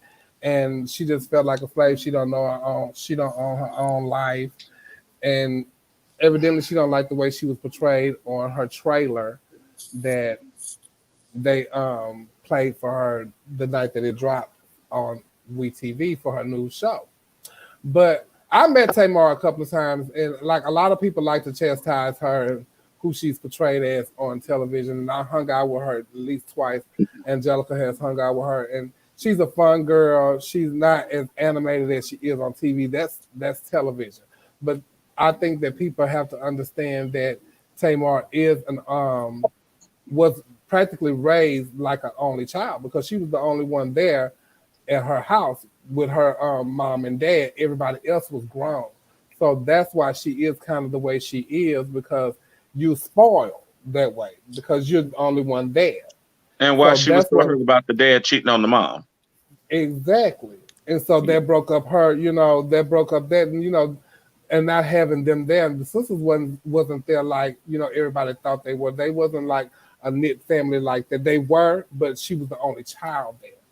So that has a lot. So that has a lot of stuff going on with her mentally. What you saying? I feel like sometimes people go on the shows and they start off portraying this character. This is what they're portraying, to the point that they get so locked into that becomes the persona of the person, that they have to live up to that now, and they don't know how to separate the two. Right. No, they don't. And so that causes your own mental conflict. And bitch, I think we deal with that on the show in our entertainment life as well, that you have to live up to what these people think. That's why I came up with the whole thing about, motherfuckers kiss my ass. You like me, you don't, But in their realm, they have to still kind of feed into and live up to that. And that probably could be like a big added pressure on her. Mm-hmm. Definitely. And then the success, the singing, the divorce, all of that's so public. And you could tell on the trailer that they wanted her to say something about one of the sisters or something like that, and fall out with one of the sisters, and she said that she wasn't gonna do that, because they always like to try to portray her as the mean sister, the spoiled brat. And hi, Roxy, and Roxy can speak to this too. And we're talking about Tamar. Roxy actually was one of her makeup artists, and she was on the road with Tamar for a time of her tour. But what you want to say, Nia? The thing with Tamar, I do believe I feel the same way Necole does. However, my perception of Tamar didn't change until I saw her on Celebrity Big Brother. That's when I kind of saw like a different side of Tamar, and I actually started to like Tamar because the persona on Rights and Family Values was overbearing, and it was like too much to him. But on the other show, you saw a different side of her. You saw a more softer side, and it was really nice to see her in that light. Because that's who she really is. Yeah. And you get to see how driven she was to become something of her own. Oh yeah, because at the end of the show, I was rooting for her to win. I was like, oh yeah, Tamar definitely need to win the show. And it was so funny to me because one of the first concerts that I went to of hers, and people not really know who she is and all, they were saying, oh, that's Tamar Braxton's sister. Now she's this whole nother person, and she is in the spotlight, and I'm sure it is a whole lot of pressure on her. And for them to portray her the way that they portraying her to be, she don't want to be that person. She wants them to see the positive and all of that. And I guess that's not what they trying to But you know, Yeah, the because flip they side, won't the, make the them. flip side with reality TV is that they edit you the way they want to edit you, but you give them the material to edit you. That's Yeah. true. Amen. So But if put it, don't kill yourself. no, I'm not saying to kill yourself, but I'm saying they're not making up the material. You're giving them the material, and then they edit you the way they want to edit you. And Well, that's what, very true, Neil. That if you've never said anything else, that's very true. Even when I did America's Got Talent, If you ain't never said nothing else, baby. Nothing else. yeah, If because you ain't and I say that, y'all. I say that because when we were doing the outtakes, they would say, "No, say it like this. No, repeat it. Say it this way." So they're telling you what to say, and then they'll chop it up and splice it to the way that they want. But Yeah. I also have to ask you all, because I value all of y'all's opinion. Do you not agree with the statement, "To whom much is given, much is required"? yes, definitely. Yeah, but you don't have nothing to do with editing. No, I'm saying the pressures, when we were talking about the pressures of being a celebrity and all of that, when you step into that light, to whom much is given, much required. So like what you were saying, Nicole, I don't totally agree with that. well, that's what I was saying. I'm asking because as you said, Oh, no. I'll use you, Nicole. You're a prime example. You're definitely a decorated female impersonator in our industry. You won almost everything there is to win. And for those of us that know you and love you, there for me, nobody could tell me anything about Nicole because of my relationship with Nicole. But to the public spotlight that doesn't know you, all they know is Miss former Continental, former Black America, former this, that, and the third. So they give you all this and they require or they expect certain things of you because you have become this. But you use But the key word. I don't think You said so. expect. And expectations lead to disappointments. True. I agree. Don't always think that because somebody wins something or you decide you want to put them on this level that they have to be a role model. Your parents are supposed to be who you modeled yourself after. Not me. Not me. Because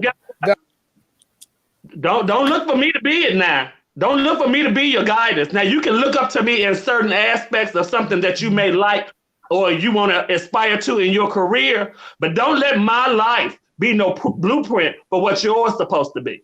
Because I'm gonna enjoy mine the way I see. And I can't. Yeah, the eyes of the world can watch you, but that don't have nothing to do. I have to live my life for me. I can't live my life for everybody else. I've done too many years of that. Can I piggyback off Nicole for a second? Because I kind of agree with you both.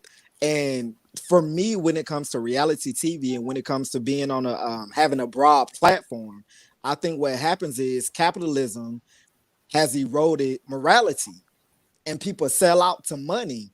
And so one thing that I appreciate about Nicole is that she says, "I'm me, period." And no matter when Doré says people look up to you as Miss Continental, EOY, all these things, I think people expect Nicole to be Nicole because she made you accept that. And she says, yeah, I'm going to get drunk. Yeah, if I feel a certain way about it, I'm going to speak on it. I'm not going to change who I am just for a little piece of money.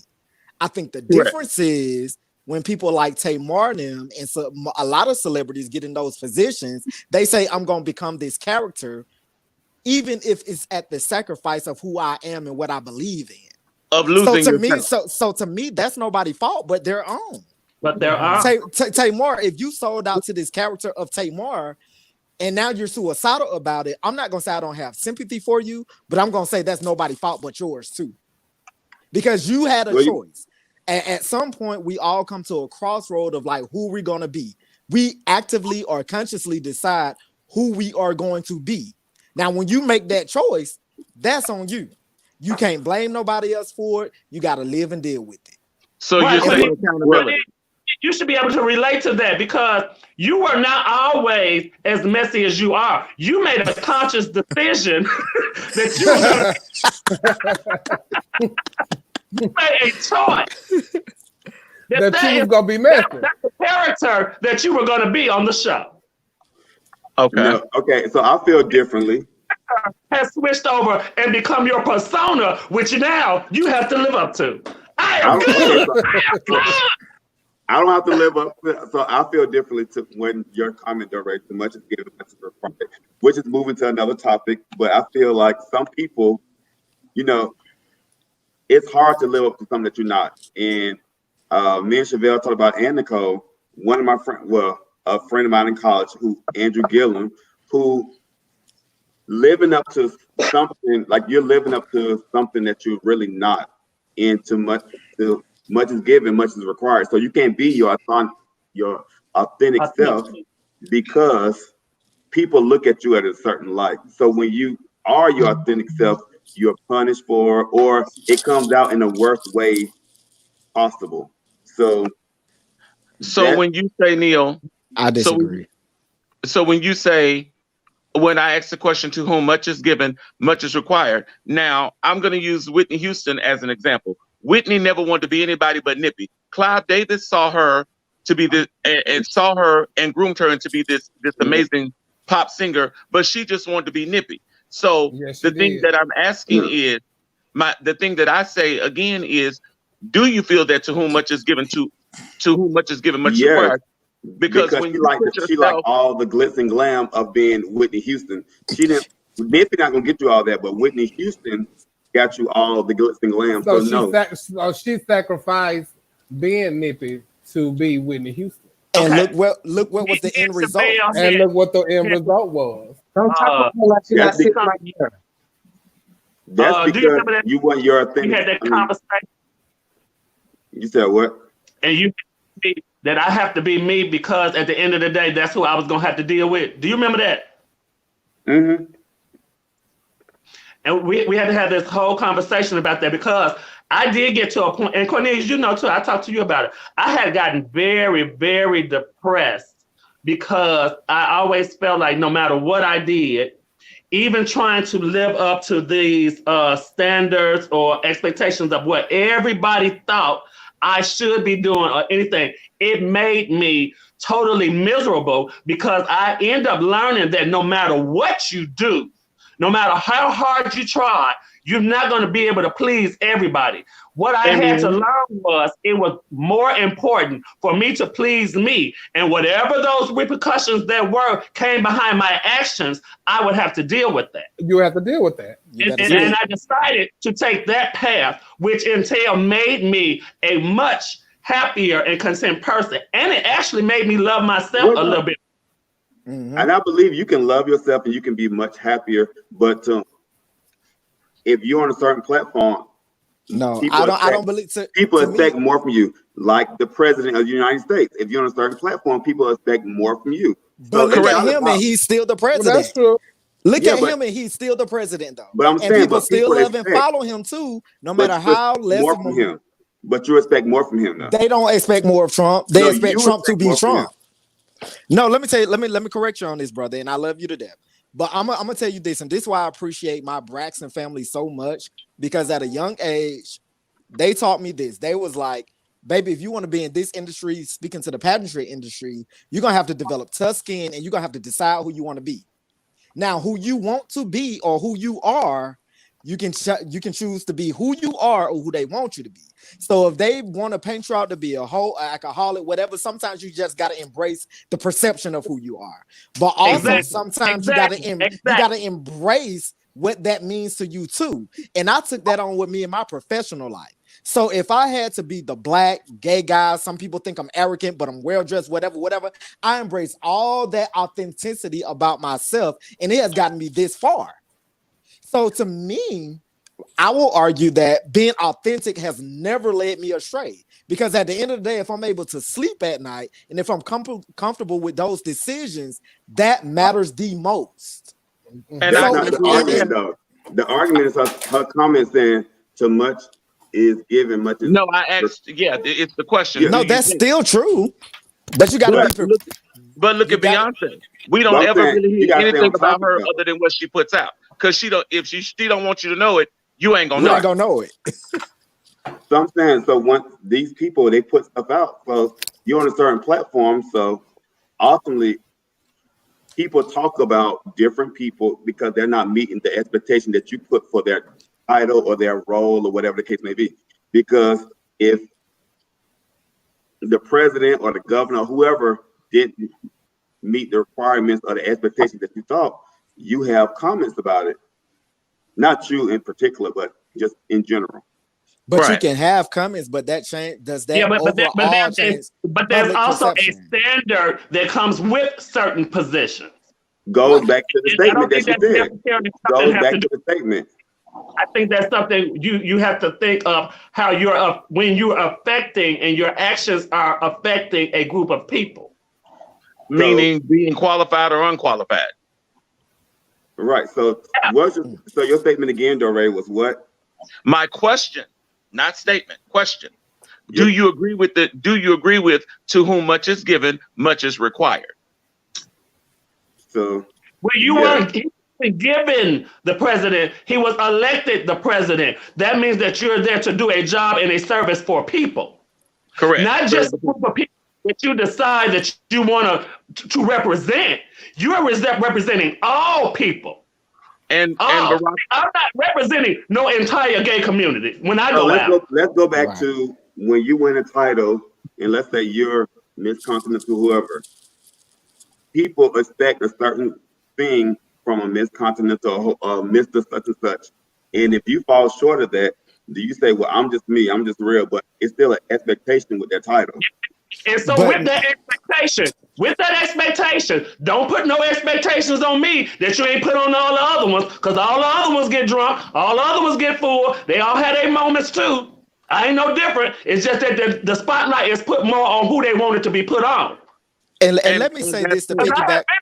I have been out with owners of pageants who get lit and blasted and twirl around.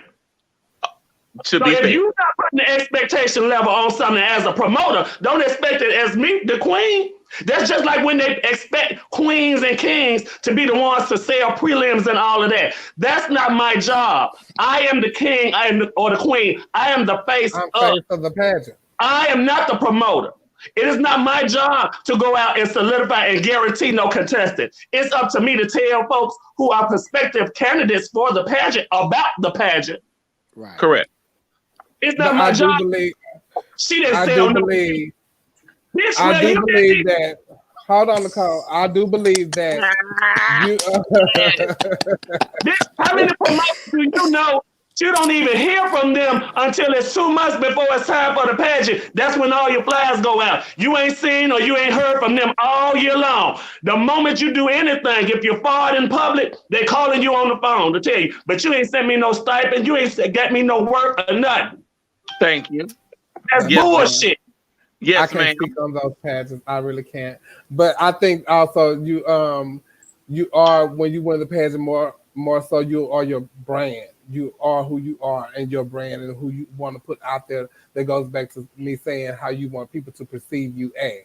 So how you put yourself out there, that's what people are going to perceive you as. And that goes along with the title that you are representing. And Chevelle, let me comment real quick, because I want to piggyback off Nicole too. Like when it comes to pageants and pageant titles, and they think you win these titles and then you're supposed to be this magical person. And I'm gonna go back, and this is no disrespect to my Black America title at all. But when I was Black America, I got arrested, right? And I got arrested at a club because what happened was one of my former queens was getting jumped by a group of people. A white officer came in, and I was the only Black person involved, and arrested me, choked me out, hit me in the head with his little baton, and I was bleeding. All that everybody saw was that I was going off. They reported to my promoters that he was drunk, he was belligerent, he was going off on the officers and all this, but nobody neglected to say what had happened. But in the moment that it happened, what I did was decided to stand on who I am as a person. Because regardless of my king status, what I believe in mattered most. Mm-hmm. And I got suspended for a certain amount of time and all this and things. Until this day, even though I have gone on to be a great king for other systems, even that system, even though I've gone on to be an attorney and all these things, what some people will mention is like, stop going to jail. Mm-hmm. What I've learned is that, like Nicole said in the beginning, people are going to make you to be who they want you to be regardless. So you might as well be yourself. Without even knowing you.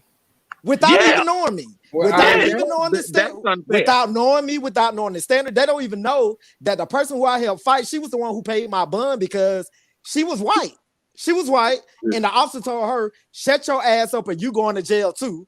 Even though she was like, "That's not the guy. You have the wrong guy." But everybody made this big story about what they thought it was. I So remember when that happened. sometimes the principle of morality means more. And what I did was never commented on that before now in public, because I'm like, people gonna believe what they're gonna believe regardless, but I'm still gonna do me. I'm still gonna stand on my principles, and that's what matter more to me, and that's where it has gotten me this far also. And I say one other thing on this, and then I'm done with this. I have noticed in this business, and I'm speaking on my own behalf where I'm concerned, me being a loudmouth or speaking up for what I consider to be wrong, calling shit out, all of that, those people have a problem with it.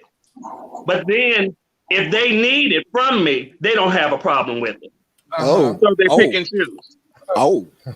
Yeah, they pick. So it's all right if I call the T out over here because it's concerning you. But then if I called it out here, then that's a problem. That's like with the conservatives that pick and choose when they want to quote the Bible. Shut this live like this live. Yeah, Chevelle 75 on YouTube. Okay. And my name is Sunny Holston.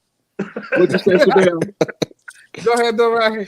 Oh, I was just saying that's just like when we know in politics how they use the Bible or when it's convenient to them to whip you with their rules or their ideology. Oh, I'm ready to get to politics now. See how all that got twisted up, didn't you?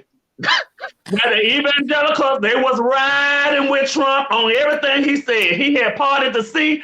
Trump had came out, had them folks shoot them rubber bullets and put that tear gas, and he walked in front of that church and held that Bible. And held that Bible. They say about a lot of shit, but they don't play about that book. Look how quick they turned on. Look how quick. And they said he had the book upside. They said he held it upside down. They was on fire. It's upside down, and they still had the stick on it. Yeah, they was on fire. The righteous are often the first prosecuted. Let's remember that. All right. How do y'all feel about Kanye West and him putting his bid in for presidency? Now I think it's absolute foolery. A distraction, a whole distraction. And especially since you know you have really acted out, and I've always thought that it was because of his bipolar and you know him acting out and all these things. And from what I hear, Kim is putting in a divorce, but I don't know how true that is allegedly. But I don't think like how could people take him serious anyway? But then our president is Donald Trump. Yeah. Look at that. So I can't put my trust in the American people to do what we're supposed to do. So you know that means y'all need. I mean, but it's a big difference between Donald Trump and Kanye West. Because people did go out and vote. It was because of the college that he got elected. Right. Which is something that needs to be done away with, period. The Electoral College was brought in because they back in after slavery and all that, there were so many rural areas where people couldn't be and didn't know what was good for them. So you had elected officials who would decide for what was best for those people. Well, we don't need that anymore. We don't need anyone to decide for us. No matter how rural you are, you got a TV. You got a radio. You know what's going on. You don't need nobody to make for you anymore. So that whole rule needs to be put up. Now, this is my only thing that I said about Kanye, and I don't know how y'all would feel about it. I remember them, I don't know what accident when he had to have those metal plates, or they said there are metal plates in his head. So that was not in his head, a metal plates in his jaw. Okay. They're in his jaw, yeah. Okay, so I thought to myself, well, maybe from this accident and the grieving and the loss of his mother, to me, he hasn't been the same since he lost his mom. So people grieve differently. Yeah. And I thought to myself, and you grieved for years. Yes, Tevin. For me, I can say this. I lost my grandmother in 2009. I went into a depression this past 2019 like I've never gone in before. My grandmother has been in almost 10 years, and it hit me like a ton of bricks right when the holidays started. So I'm thinking maybe this man is still partly, in addition to what you saying, Chevelle, with the bipolarness, he is still grieving his mother. Well, he is. Right. And he probably never had a chance to really grieve. He probably just some people like in the moment they keep it moving because so much to do. And I would say I'm sorry to cut you off, brother. I feel like he's had a chance to grieve, but I'm gonna speak from personal experience because I feel like when my grandmother died, my mom was never the same.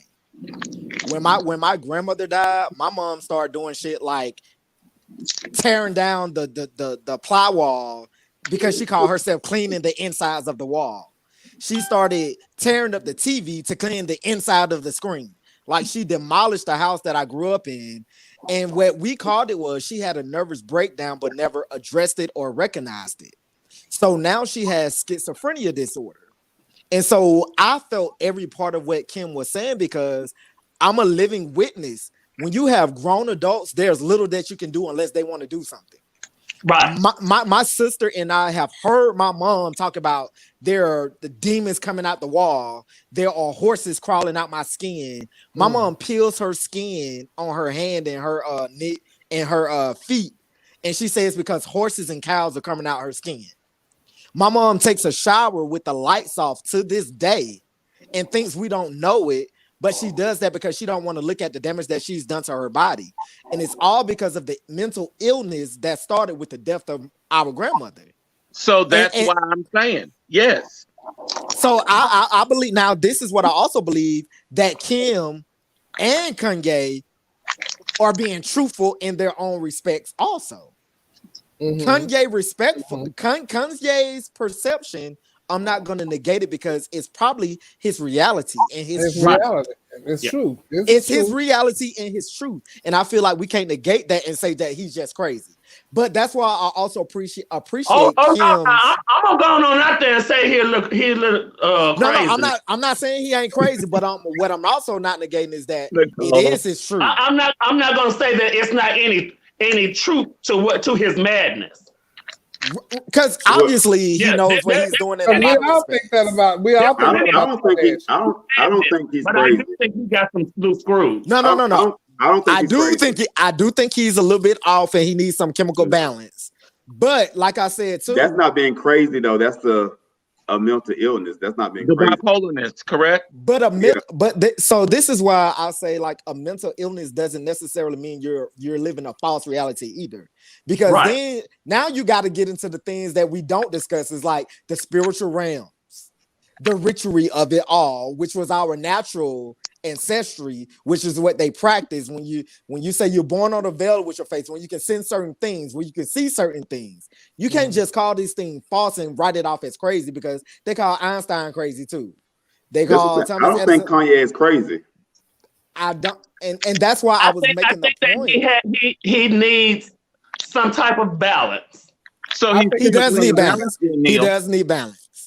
It's something there that is not right with him mentally, and he needs. It's the balance. It's the chemical imbalance that he has yet to address. And like Kim said, which is why I appreciated her post, is because with adults, you just can't say commit them, and that's what I want because they're crazy. Because what the doctor is going to do is take them into a room. They're going to ask all these questions, and just like my mom, she gets in there and make me and my sister look like we're complete idiots. The doctor come and ask us, like, what the hell are y'all talking about? Because I didn't get none of that. But we like, this is what we heard. We like know this to be true. We know how she is. What I do love is the fact that in that statement that she released, it does not seem like Chris had anything to do with that. That seemed like that came from pure love and a genuine concern for her old man, that who she's gonna ride with. Right. Now, do I think she at home with them kids in that room with the door locked at night? Yes. Yeah. No, she as much as she used to read Courtney, she do like Courtney. And come like that. But see, Kanye West used to do Scott. Scott said, "No, I'm okay. I only had a glass of wine at lunch." If you didn't drink alkaline water today and that was it, you can't come over here. And that's what I. Kanye West is in Wyoming. He has baby. Damon Dash went to go visit him. Dave Chappelle went to go visit him. Dave Chappelle went to visit him today. And Damon Dash.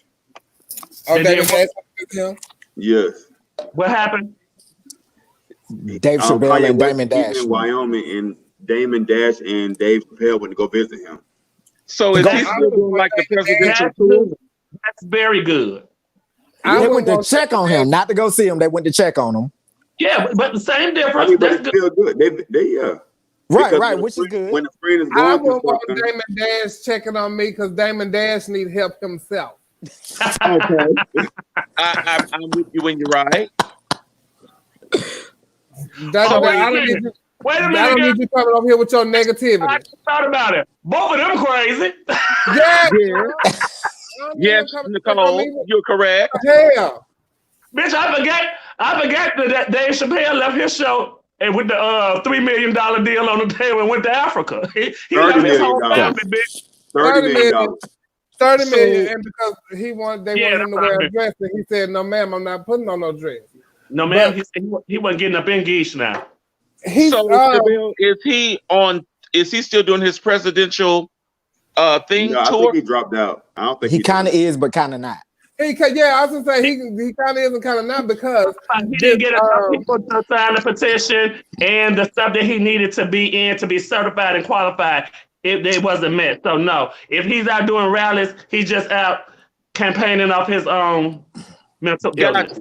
Because you know, at the end of the day, you can still write in your own candidate. At the end of the day, you can write in somebody. And I think that's the approach he's going with. But he missed a lot of deadlines, like for Alabama and the other states who have like you can only appear on the ballot with this. But at the end of the day, you can always write in your own candidate.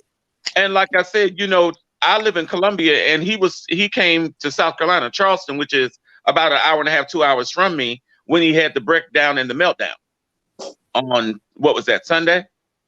Mm-hmm. No, yesterday, last night. And see, that's why you gonna speak to at the rally. Field reporter, and you were supposed to went down there and Nicole, I just got my credentials from you. I wasn't ready yet. You didn't send me the assignment. You were supposed to have been out there in the field. Well, I mean, giving us an exclusive, honey. Hello.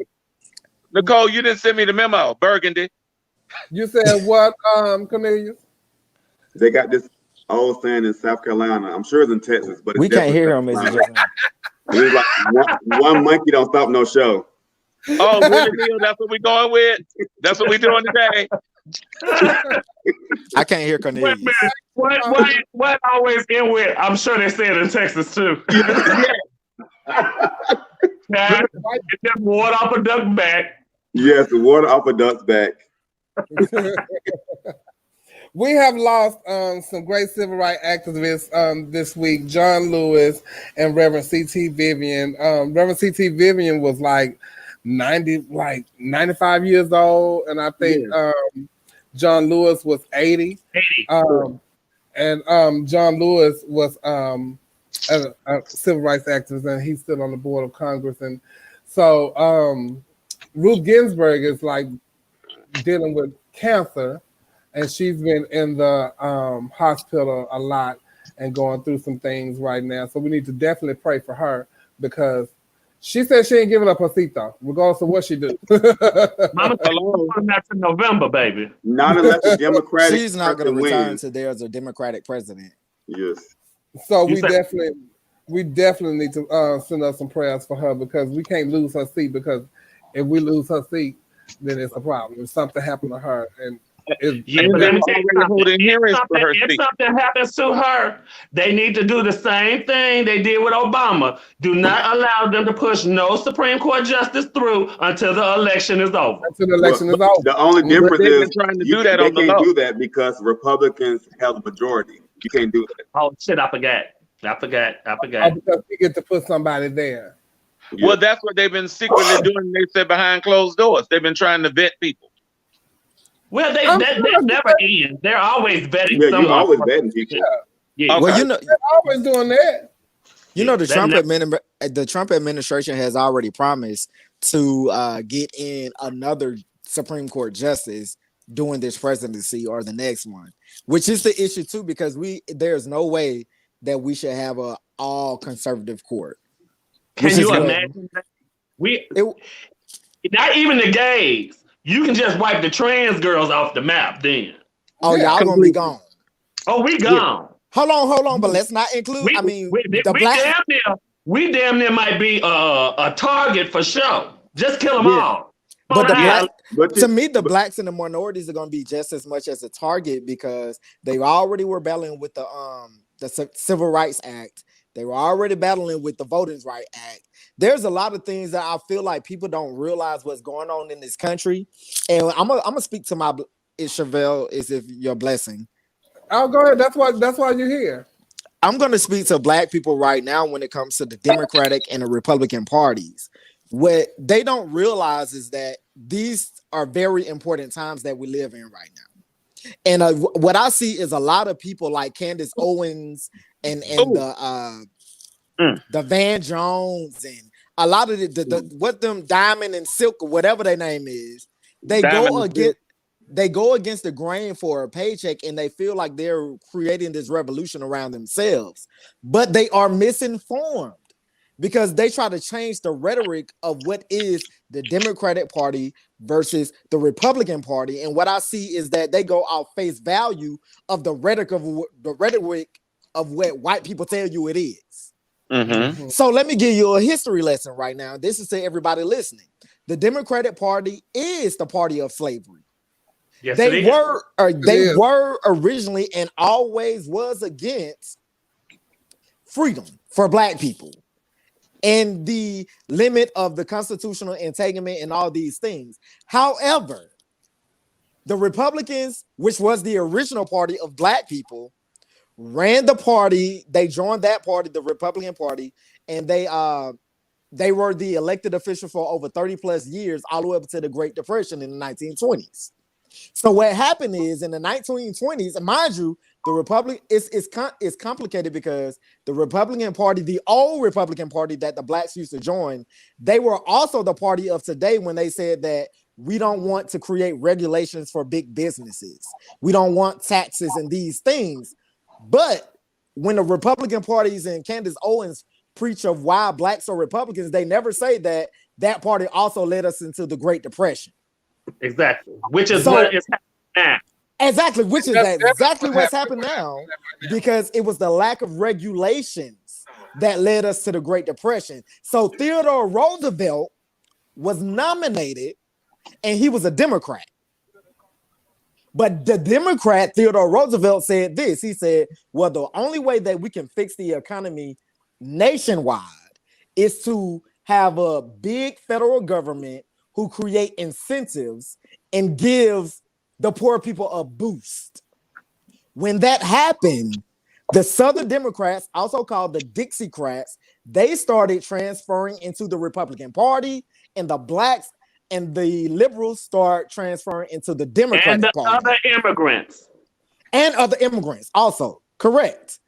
So what they don't preach today is that they forget the part where there was a big switch, because they say it wasn't a switch, but it was a switch, because guess what's the theme of the Republican Party right now? We want less government. It's about states' rights. But guess whose theme that was before? That was the Democratic theme. So when Candace Owens says shit like, okay, there was no big switch, that's just a myth. No, let's look at what the Republican theme is now, because that was once the theme of the Democrats, who is now the theme of the Republicans. And when Theodore Roosevelt got elected, the Southern Democrats start transferring into the Republican Party, and the blacks start going to the Democratic Party, because Theodore Roosevelt said, we're going to create programs like welfare. We're going to create programs that gave a social advantage to people of color also, to bring up and to reinstate our economy. And he called that the New Deal. And my Which is thing why they about never changed the name of their party from the GOP, the Grand Old Party. right Grand Old Party. right, because they kept certain things of that party, but what they don't want to realize is, well, all the races did switch and transition into your party. So stop saying that it's the same party of yesterday, because it's not. Democrats are a different party and Republicans are a different party of today. Look, Because and I say this too with you, Cameron, is at this point, frankly, that's true. I think that the Republican Party, in some aspects, they do want some type of stability and civility back. What they're doing is trying to ride it out as far as they can to continue to push their policies through until it gets to the election. And then if he's gone, he's gone. Right. Look. Right. But look, Cam, do not get Chevelle started on Candace Jones. Candace Owens. Candace Owens. Owens. I can't stand her. I can stand if I was to see her, I could just walk up to her and slap the shit out of her. But you know, I Candace Owens just changed Who you feel about political Necole? views a few years ago. McConnell. Like Candace Owens, up until maybe like a few years, I think what they do is they do this. Yeah, she was very liberal up until a few years ago. A few years ago, that's when she changed over. That's because she was broke. They buying her. That's why. Yeah, because she's still the same person who forgot she stood on them steps when the NAACP came to save her ass. And Necole, and then she said she don't believe racism exists. Well, they got you a $37,500 lawsuit. That's how much money they want for you. Right. Let me say this in response to and this is to Candace Owens and also white people who be like, I don't think racism exists. I don't think systematic oppression exists. My thing is this. You don't experience it. Hello? No, but there's a such thing that's called willful ignorance. No, you can get on any controversial post and see racist comments on any given day. Oh, any given day. You can't say they're blind to it. They just refuse. And I'm gonna tell you, in the words of James Baldwin, the reason why they don't accept it or they don't see it is because they can't afford to. Because if they see systematic oppression and racism, that erases their very existence. That's what it does. So they say we'd rather be blind to it than acknowledge it, because if we acknowledge it, then we have to recognize the truth in it. Just like let's move to the next topic. Well, I'm sorry, Chevelle. My next thing is reparations. So the reason why you don't want to recognize systematic oppression and racism is because you don't want to acknowledge the promise that you made. And it was a promise. It's not a theory. People treat reparations like it was a theory, but it was a promise. It was a promise. It was wrote down. There's a such thing that's called the Homestead Acts. After the Civil War, America gave $183 billion to white people for land purchases. They said we need to spread the wealth and spread the land, and they included black people on it, but guess what was going on at the time? Racism. So what happens was black people were disenfranchised from receiving any part of $183 billion of land that was given to white people. That's called the Homestead Acts. Yeah, and what they were doing was they figured if they let the people stay there where they were and work the property, the money that was supposed to have been allotted to them is the money that they considered that they were paying them back. They were owed. And even before we get to that part, Necole, let's talk about the resistance to the Homestead Act, because the Homestead Act shared $183 billion of free land. Mind you, it was just given away to white people. The general for which was have been distributed out. So since he on pause, how do you guys feel about reparations? If we're talking on the topic, do you think it should be monetary or other forms of reparation?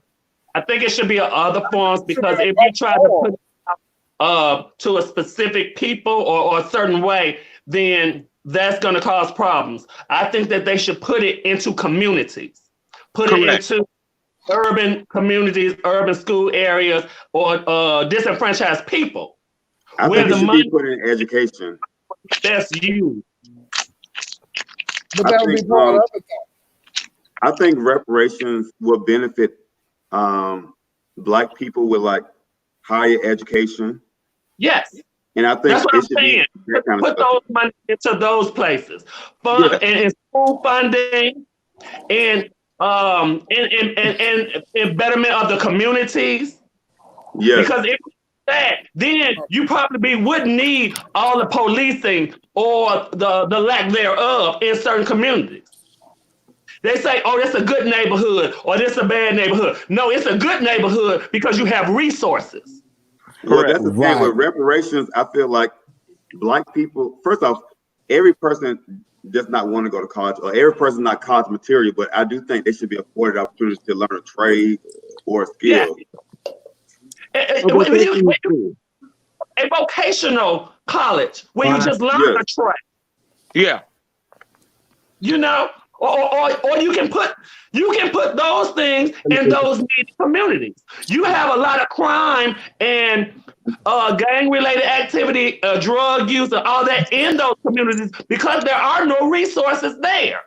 But all those resources are put into these white communities, which they consider good neighborhoods. That's why you all of that. See, y'all don't have those same kind of problems in y'all neighborhoods because you have the resources. But it's not even because of what they're going to do is they're going to use those resources and they're going to buy new police cars or get a new police precinct or help build another wing to another prison when you can use that to help the community. You could, and people don't understand when we say defund the police, it doesn't mean like strip them of everything, and it doesn't mean to do away with the police. It just means to reallocate those funds to the communities that you say there are issues with, because we can't ignore the fact that, number one, as you've already stated plenty of these things, is that we get to the source of why crime happens. And then number two, Black on Black crime is not a thing. Let's just disband that theory right now. And people don't understand why it's not a thing. And it's not a thing because it was literally a concept that was made up by the Reagan administration that said that we're going to get tough on crime. In order to get tough on crime, we had to create a problem in certain neighborhoods. And then those neighborhoods became targets. And so because those neighborhoods became targets, we start over-policing. We start overexposing those neighborhoods. That would just stop in the press and all of that. Yeah, because Black on Black crime, you can say the same thing for white on white crime, Latino on Latino crime, because often people commit crimes against their own people. That's just the nature of human construct. But let me add but they're not gonna call it no white on white crime when a child went into Columbine and shut up the whole motherfucking school. That's not that. They're not gonna do that. Or when Dylan Roof came down to Charleston and shot up the Charleston 9 in the church. Well, that was white on black crime. That wasn't no white on white crime. Or Jeffrey Dahmer murdering the people, or the man with the juice. What's his name? Hitler. No, girl. Had the church. And the people was all in. You're talking about in Waco, Texas? In Waco, suicide. The mass suicide. Okay. But these are things that we don't speak about, and these are the things that I feel like we as Black people we fail ourselves because we speak rhetoric, but we don't speak the foundation of these issues. They speak about them, but when they speak about them, the white people, they have mental illness. Or just like with the drugs, they called it an opioid addiction. Right, but with the crack epidemic, which is what it was. But that ain't no difference. But people don't realize, like when they say, they give Black people welfare, but you turn around and you give white people stimulus.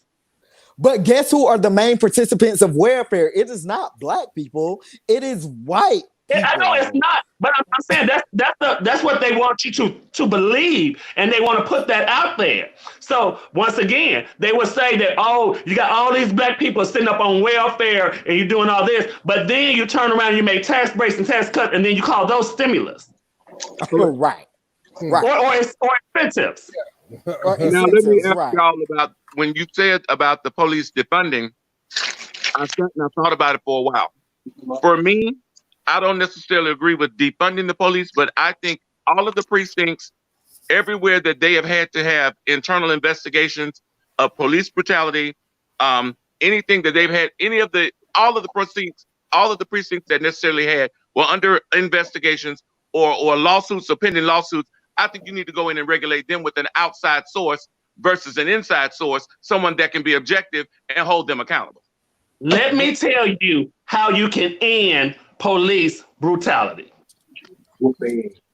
Start putting an insurance on it. Every time that they are brought up on a charge where they have done something, that they get charged. It comes out their check in retirement. Yeah, it comes out of theirs. Because see, these people can still go around and do whatever they want, and even if they're not arrested or anything like that, or they're let loose from their job, they can go work somewhere else. And it's just like insurance. The more car accidents you have, the higher the rate is going to go. Yeah. But also, Necole, when they do what you said on your record, the higher your bill will be, to the point that you will be totally unable to be insured to work as a police officer. Why do you got to go to school for all of the months to become a cosmetologist, but it only take you 8 to become a police officer? And Necole, to be fair, just to add an addendum to what you said, once you are fired or charged, you cannot go to the next county and get another job. And get rehired. Right. Or be rehired. Because once you think would be the logical thing.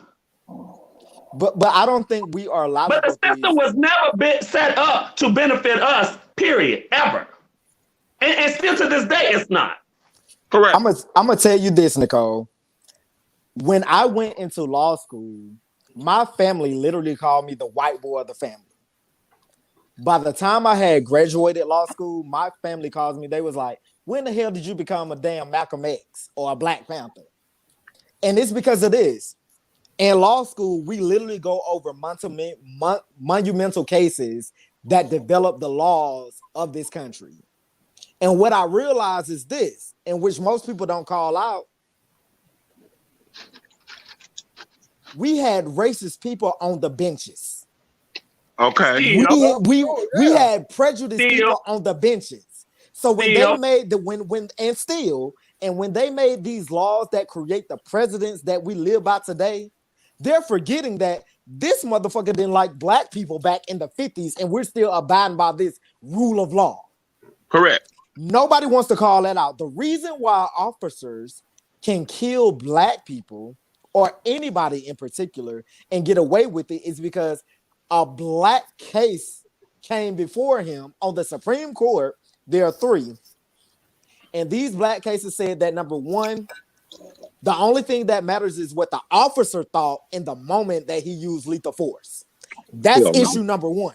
Because that means, so we don't get to take into account what happened before then or after then. The only thing that matters is what this officer thought in the moment that he pulled the trigger. And it's easy to say, well, I felt threatened. That's number 1. Number 2, there was a president. Right, that's what they still do today. That's the issue. I'm running away from you, and I'm 2 blocks away. I'm running, but you still felt threatened. Right. And then this is the bullshit of number 2. The law says that you cannot shoot a fleeing suspect in the back because he's running away from you. However, if you feel that he has committed a felony, then you can kill him. So my thing is that you can't create a loophole for a protection that you had to begin with. Like they're trying to make a loophole for the protection for the killing of Breonna Taylor. Correct. Right. Which I'm still totally lost as to how nobody has been arrested in that. These are the things that we deal with. And then let me tackle this issue while we at it. The reason why I have a problem with the Black people and the white people who point out that, oh, Joe Biden wrote the crime bill and he wrote this and that, whatever. That's the wrong kind of rhetoric to believe. Because first of all, I can write a law with very good intentions. But guess what I don't do? I don't implement it. So if I write a law like the crime bill and I said these are the standards that we want to prevent crime, it's not up to me to implement those laws. Guess who is up to? The sheriffs, the district attorneys, and the judges when they sentence. So if the officers are number one are racist to begin with, then they're gonna judge things differently on how I wrote the law. Because if I write a law that says, and this is the example I always use, I said I'm gonna write a law that says lock anybody up who has bad hair. So if you have a white officer who encounters a suspect and my hair looks in an afro, but according to him, that is bad hair. Correct. And he locks you up. Then you have the district attorney who says, I believe that's bad hair too, because it's not what I'm accustomed to, and it's not what I like. So he goes ahead and pursue the charges. Hence racial profiling. Racial profiling to begin with. Then you have a jury who is made up of all people who don't look like me and don't even understand my hair prototype. Guess what they're gonna say? No, he needs to go to prison for life because he violated the rules. That's what the crime bill did. They distorted the words and the context of the crime bill because they were just simply racist and biased against black people. But we misplaced the blame and put it on Joe Biden like he implemented these laws. It wasn't him. They used it to their advantage. Yeah, that's a better phrase. They did. That's a better phrase. They used it to their advantage, and that's the problem because at the end of the day, you still don't go out and vote for those local officials who actually implement these laws. And that's why it's important to vote in your local primary too, because. But what do you do about like that district attorney that's in Kentucky, the one that's over the Breonna Taylor case, who won't charge nobody? Forget it's three totally different things. Get out. They forget it's three totally. He's like another Clarence Thomas. Clarence Thomas is the most useless waste of black skin that I've ever seen in my life. And they painted him as a hero in elementary school. But when I read his decisions and his laws and how he came about, he is literally the most useless Negro in this country. I totally agree with you. And that's how I feel about it. And I'm not going to apologize about it either when it comes up in my future elections. Damn Well, it. what do y'all think about, since y'all are in Georgia, Kenise, Tevin, and Necole, about the governor that's suing Keisha Bottoms? Ooh. I think just a total racist act, and that you cannot take a black woman in power. What the thing is, I think Keisha, I definitely agree with Keisha, but she's challenging him. And as a black woman, she's challenging this white man. And that's the problem for the establishment. For all of them. Yeah, she's bucking the system. Yeah. And the reason, I mean, and Keisha And like knows. I'm going to say, I'm in good standing with all the governors. Yeah, but Keisha knows the laws because she's a lawyer. She's a judge. She's a lawyer. She's a judge, and most importantly, she's a Florida A&M graduate, so she knows these things. But Miss Keisha, I don't think that has anything to bearing on that, but okay. but Miss Keisha is with it. Miss Keisha here for it. Yeah. And then I was so furious when both of those people recused themselves from that. But they have to. No, that's what they did. On the right side of history. No, it's an obligation, though. It's an obligation. I don't think they did that in favor of her, though. No, they didn't do it in favor of anything. Like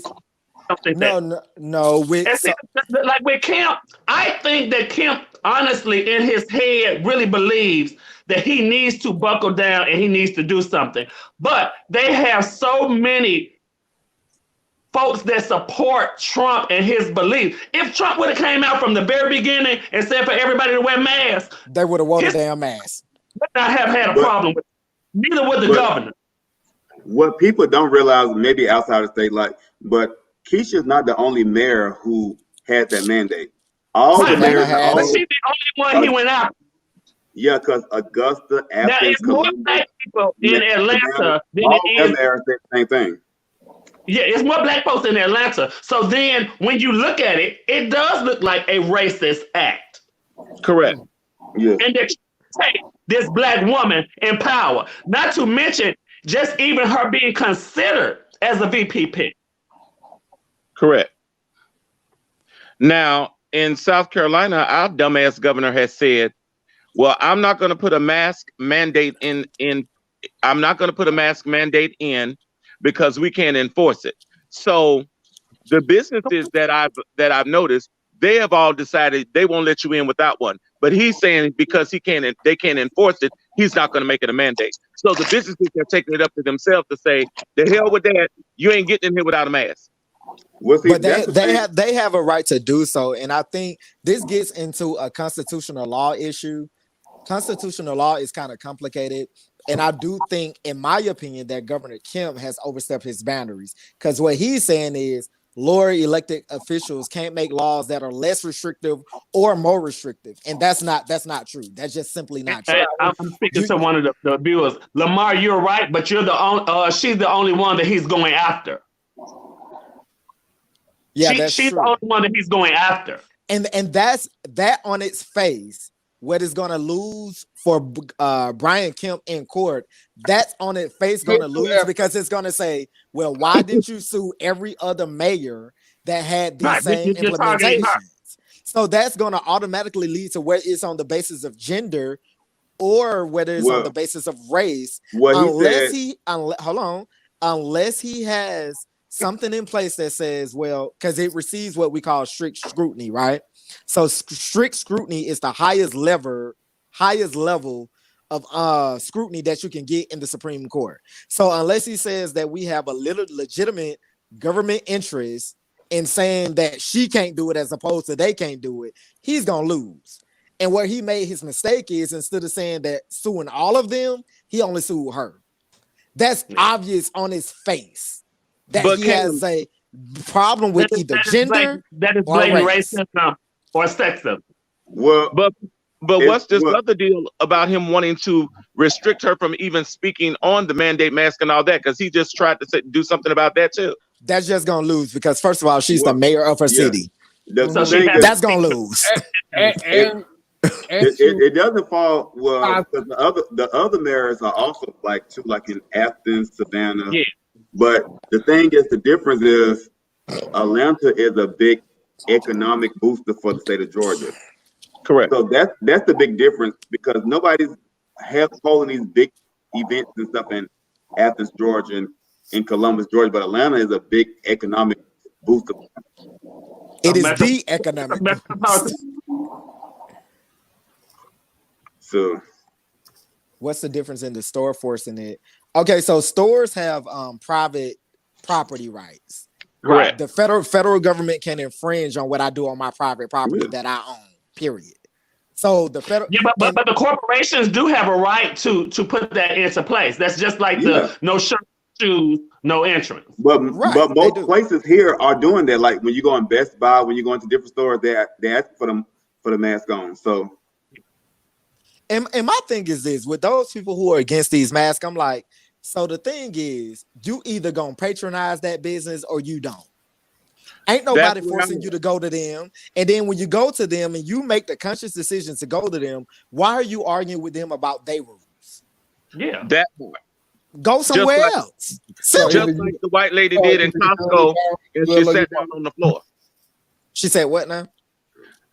The white lady in a Costco, I forgot where it was. She was trying to do a return or something. Everybody in masks, they asking her to put her mask on.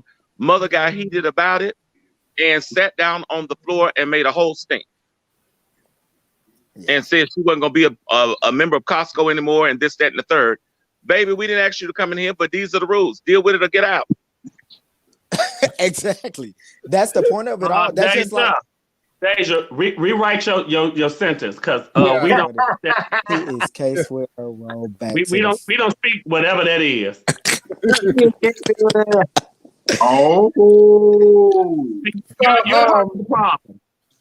I said in the group about Andrew Gillum earlier. I didn't really get to go into watch it. We had to, I'm sure you did, Cornelius, and you did Necole, right? Mm-hmm. So what did y'all get? What was the takeaway from that? Because I didn't really get to go into that. But I wanted to know, so that's why I'm asking. I think until you can honestly walk in your own truth, you're never going to be happy.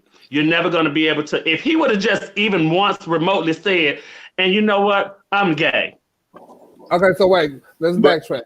So I sent him. He made a was it supposed to be an apology?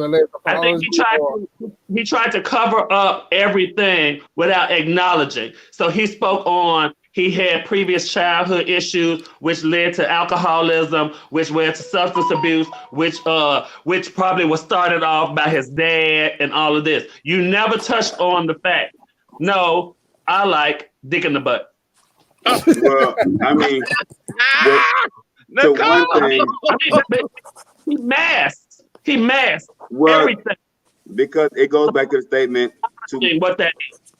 It goes back to the statement, too much is given, much is required. I think, black people, when you're in certain positions, you have to hold yourself up to such a high esteem that you can't be mediocre. You can't be, sometimes you feel you can't be your authentic.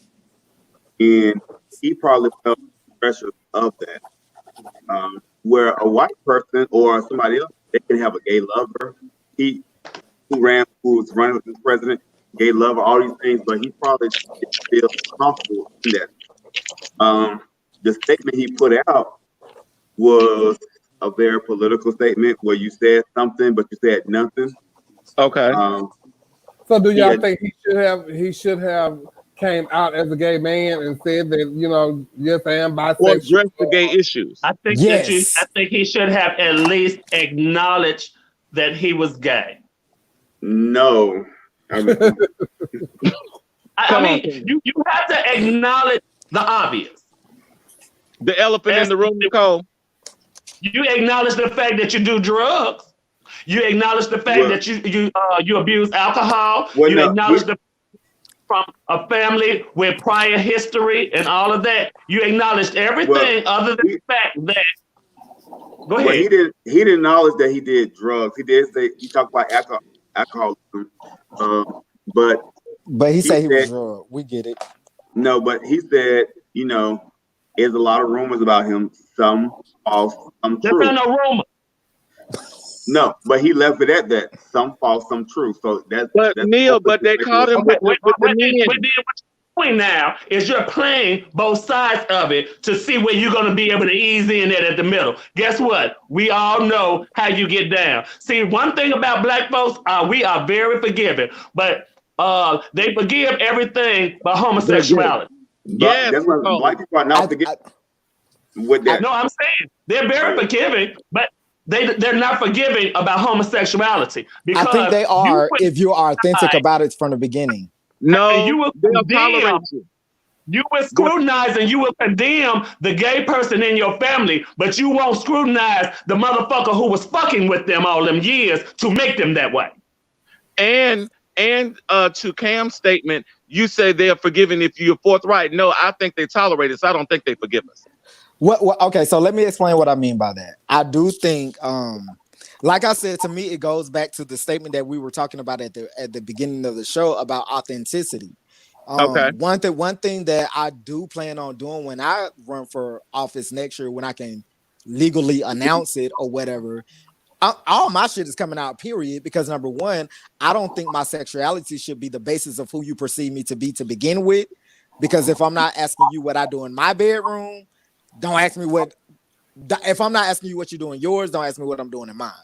Where I think Andrew Gillum went wrong is that you got caught up in a very bad situation with white boys when you were claiming to be pro-black, and then now you're coming back and your apology seems like it's looking over all of that too. What you would have been better off doing, in my opinion, is just acknowledging all of your truths, whatever they may be, whether it is me and my wife, we're together and we have an understanding, whether it is, I do what I do on the side. I got depressed and I decided to go and get fucked up and bought a couple of escorts. They caught me slipping. I think people, in today's age, we live in a more kind of society where you can be. What would society expect for him to do? Say that again? That's what society expects for him to do. But I think it's hard. I think it's easy to say it when you're on the outside. Look who is Okay, president. I It's can fix it Trump. for you right now. I How can fix worse it can for it you. get? If it was something else, if it was anything else, you would have came out and you would have said, I was drugged. Come on, Necole. I was drugged. And this is what happened. I got drugged and these two boys did this. But he didn't mention anything about that though. I He know did it, and that's what we're saying. That's the problem. That's what I'm saying. That now, but for whoever thinking that I'm wrong in what I'm saying is because if you had been drugged, you could have came out a long time ago and said, I was drugged, and this is what happened to me. They You took it went back. to that room with the So in other intention words, of getting down with the get down. Come on. You didn't expect that you was gonna do as much as you did, and that you was gonna end up on the floor naked. I mean, he got caught in a compromise. In a compromising position. Yeah. At the Nicole, wedding reception. Nicole Chevelle, you know what my statement would have been? Fuck y'all. Y'all voted for Trump. There ain't no morality no more. I got fucked up and I got caught. My bad ain't gonna happen no more. But it does not diminish my capabilities to be governor or anything else. And you don't acknowledge what it is, that's always gonna loom.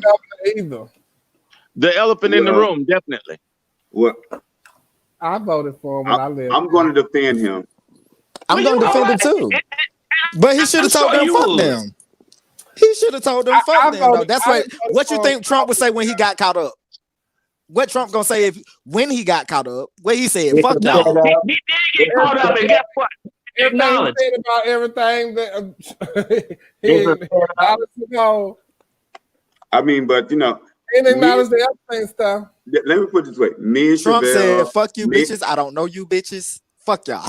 Yeah, me and Chevelle, me and Necole, I have like conversations about Andrew privately, but me and Andrew have known each other since we were like 17 years old, from high school graduations to college. So we have a whole bunch of stories, history we could talk about.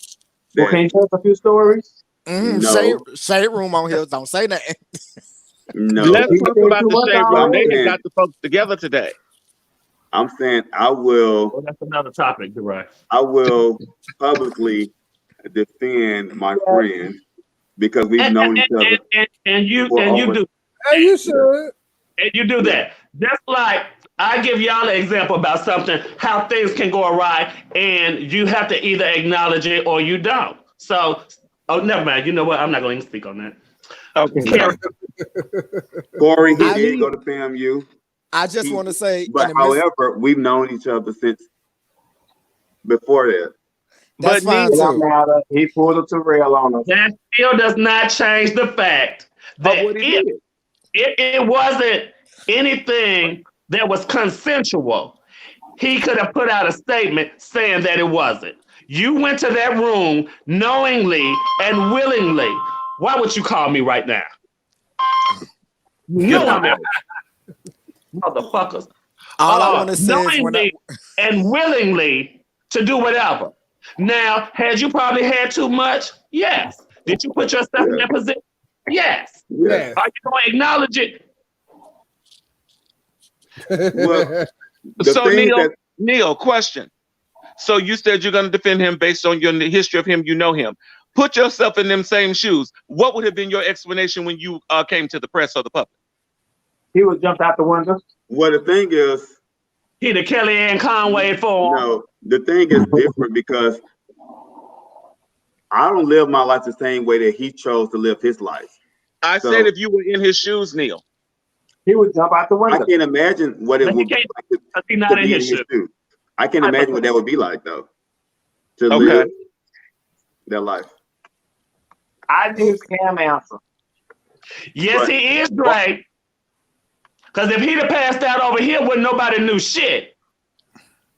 But us.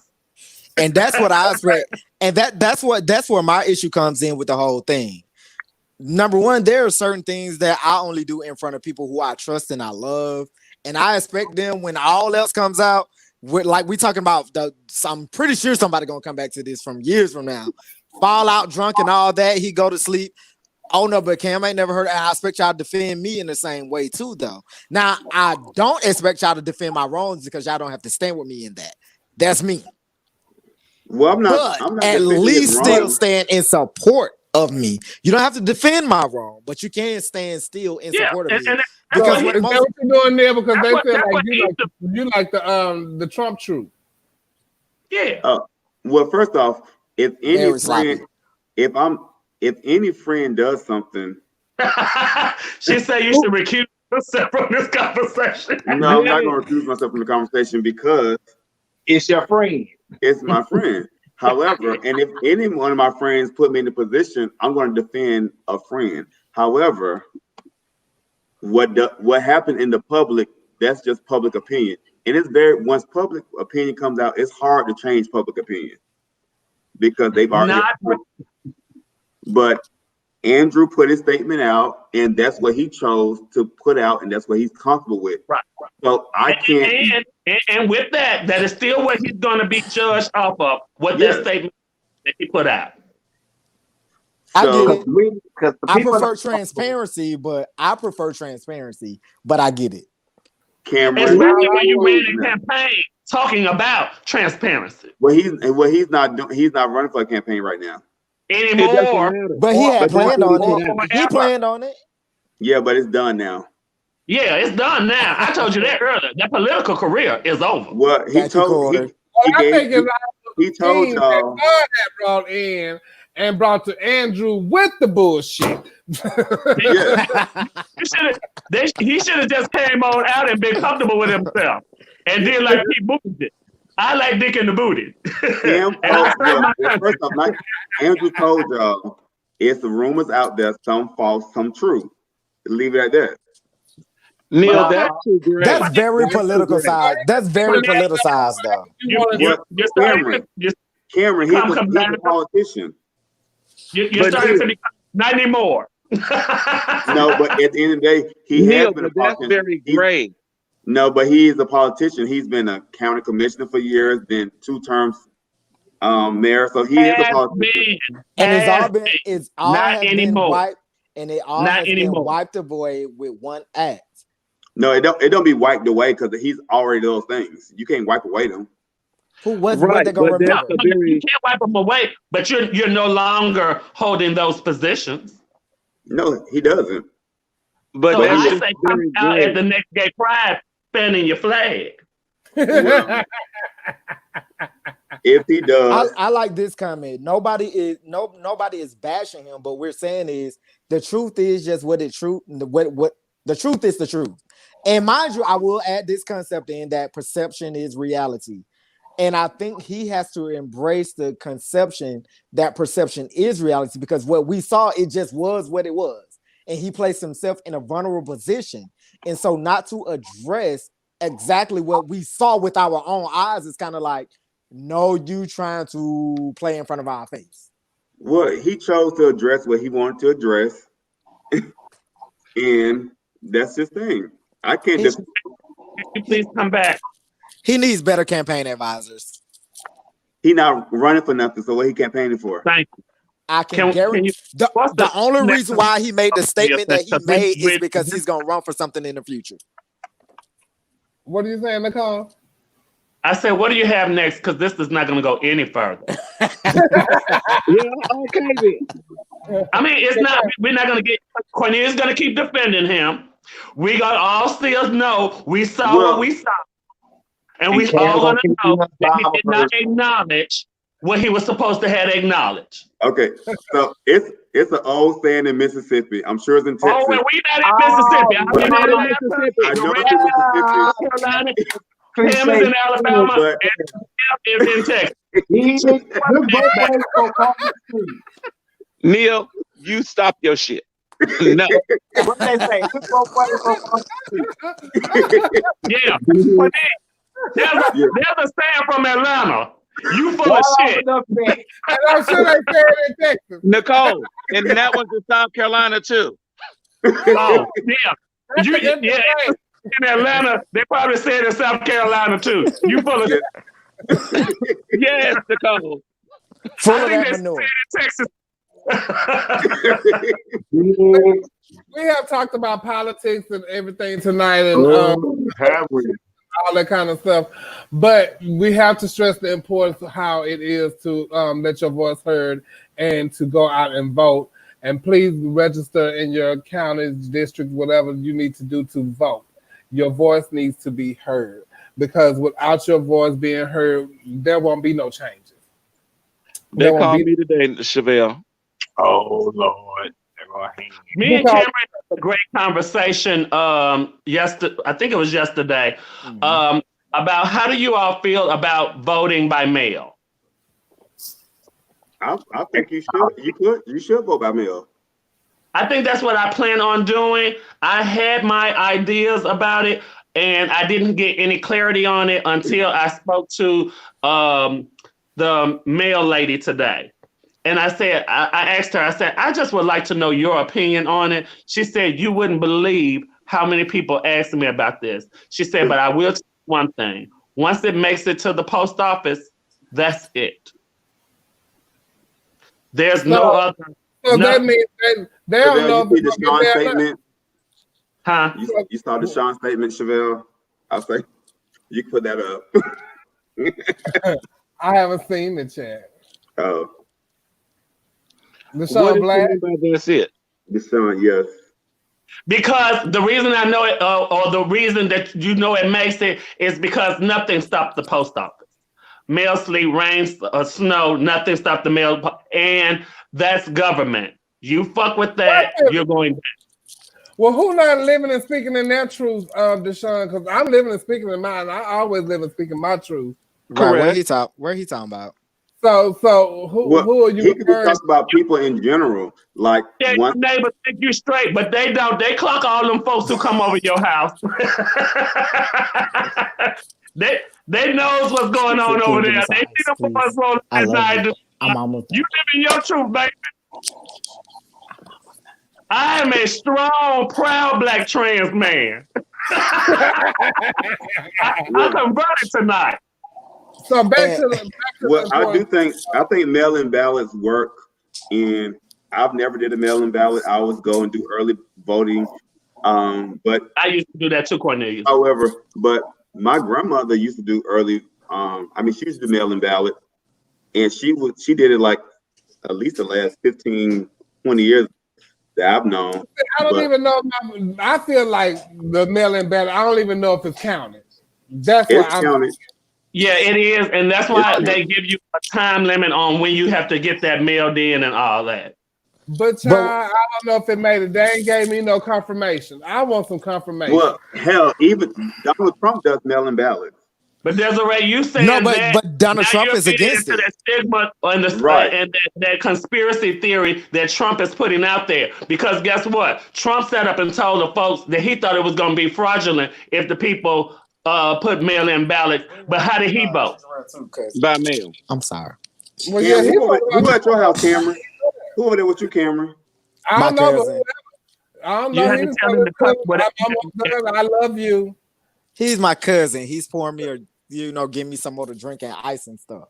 Well, who was you up there with too? I was on the side. Didn't somebody call or something? No, it's literally my cousin, my blood cousin. You want him to come and say hey? Come on. No, ain't nobody asked that. No, because the last time somebody brought in the gas, people went crazy on the gas. That wasn't no gas. That was Zodiac.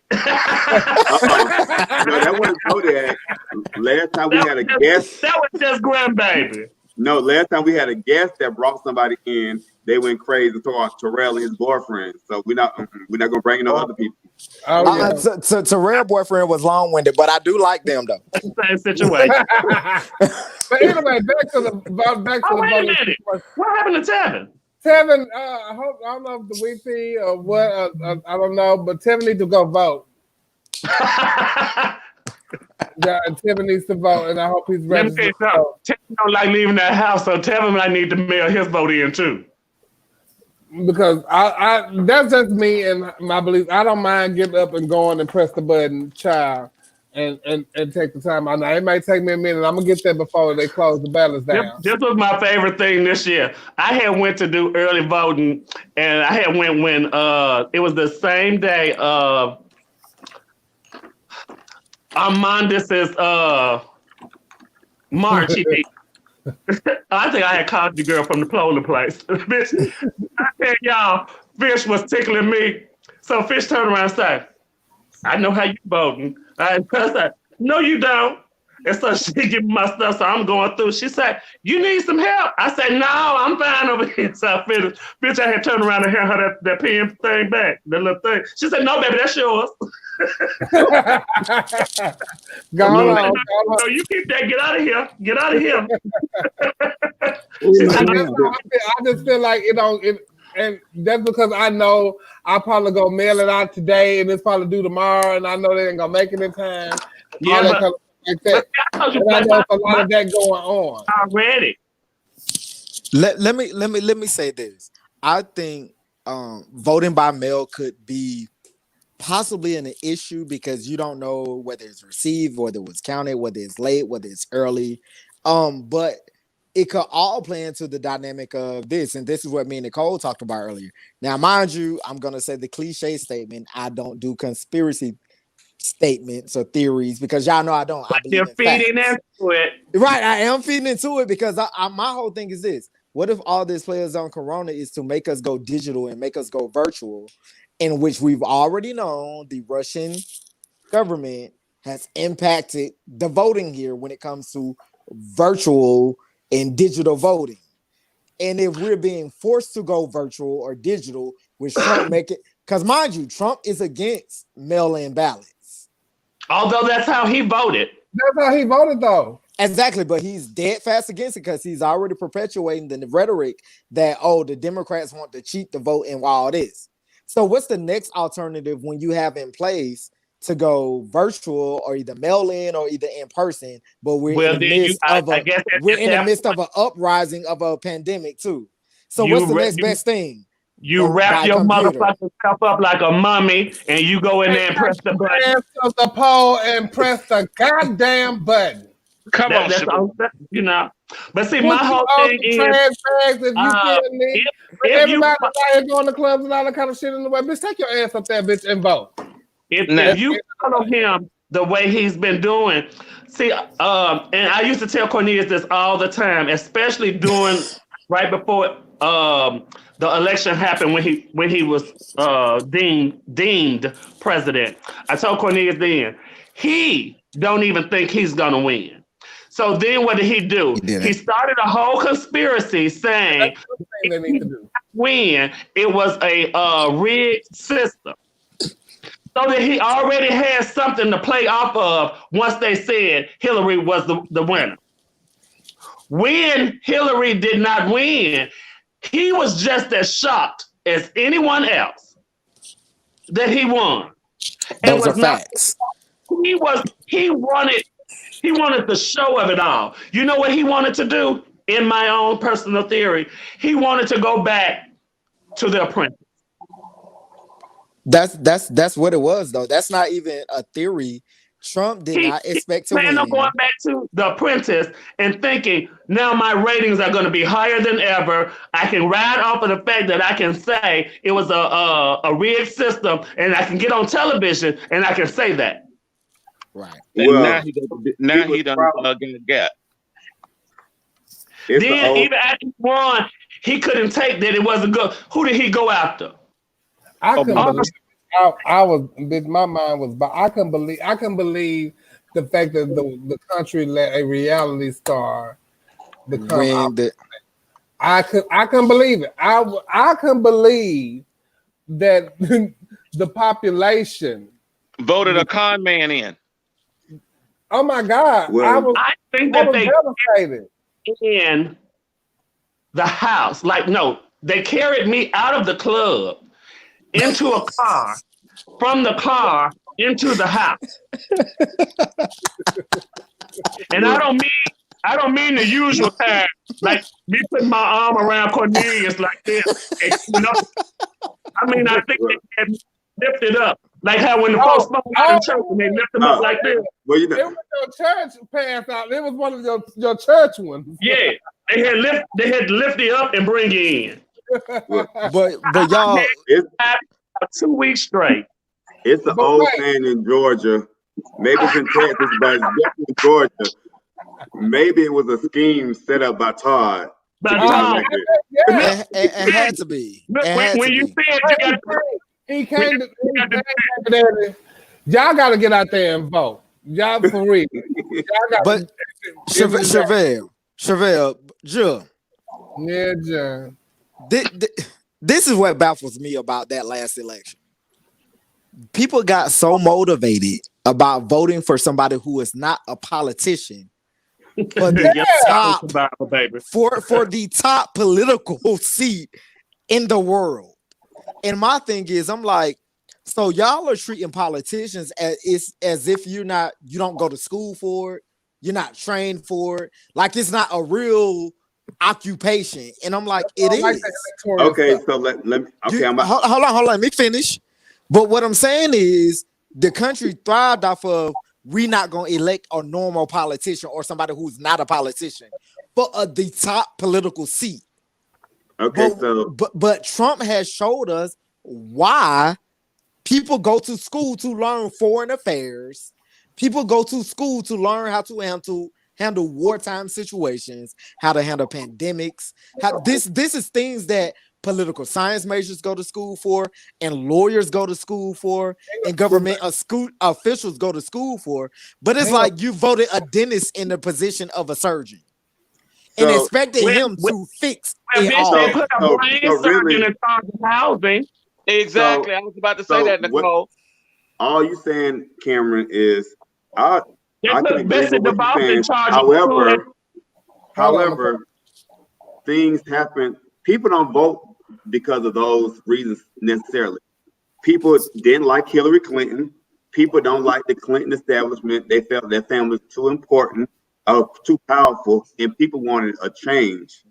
So people don't necessarily vote because of those risk issues. That's why it's important for everybody to vote, because each person votes for the reason they want to vote for. And Donald Trump represented a certain caliber of people. Let's call it for what it is. Donald Trump represented a retaliation against a black man being the leader of the free nation. That's what he represented. And so, we're not going to sugarcoat it. That's exactly what it was. He did, but Hillary Clinton also made a lot of mistakes. Hillary Clinton made a lot of mistakes, and people didn't necessarily like a lot of things that she did too. So, where were the mistakes? Well, the biggest one was she did not go campaign in Michigan. Yeah, she ain't campaigning in a lot of those swing states that she thought Barack won both times. So she didn't campaign in Wisconsin, Michigan, Ohio. I think we're getting thrown off because of the forest for the trees or the trees for the forest. And what the biggest thing is, whether y'all want to believe it or not, literally, and this is not rhetoric, it is fact. Hillary Clinton was the most qualified person to ever run for president in the history of presidential nominations. She was that. She knew about foreign affairs. You don't get a job because you're qualified, though. But that's why you should get the job. No, that's why you should. So people who hire you for jobs don't nominate you or don't hire you based on your qualifications. Let me tell you something, Cameron. Try putting a resume in against white. No, it's the old saying in Mississippi. I'm sure it's in Texas, but it's definitely Mississippi. But what you said don't mean a hill of beans. To them because of wet rhetoric, though. To them because of wet rhetoric. Yeah. No. I'm asking you. Tell me why does it mean a hell of beans? Because of wet rhetoric. Look how many black people are qualified for jobs, and just because your name is Hakeem and the other person's name is Peter, Samuel, or Peter, they're not hiring no Hakeem. And first off, Hillary Clinton, once again, another thing with Hillary Clinton, not only did Donald Trump painted her in this way that gravitated with people, but then she picked a vice president candidate who people didn't even know about. When Bernie Sanders was like, he had so much momentum. That's no. We're not gonna use that excuse because first of all, I'm just saying most presidents pick the vice president that nobody ain't never heard of. No, people knew Joe Biden. People knew Joe Biden. But no, like I'm just saying, we gonna. People knew George Bush when he was Ronald Reagan vice president. People knew. I like to keep it factual though. People knew. I like to keep it factual. People y'all knew Sarah Palin when he was Clinton president. So y'all knew Sarah Palin before she was voted. She didn't win. To be the vice president. She didn't win. She didn't win just like Hillary Clinton. So what you saying? So you saying?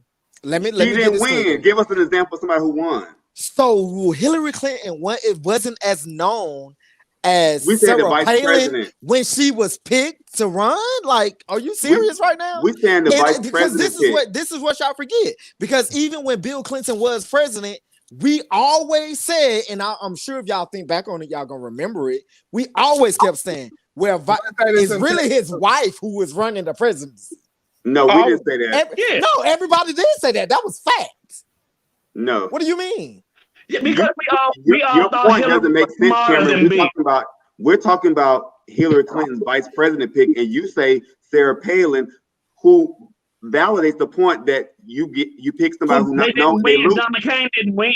Yeah, he didn't win. So what are y'all saying? Why is the reason that Hillary Clinton lost besides cheating? Because that's what it was. I'm saying no. We were giving you a numerous amount of facts. For one, she was a woman. That's why she lost. They just barely got over the fact. They just barely got over the fact that they let a black man win. But that's the point that I was hitting you all towards too. They was not going to let a woman win. Yeah.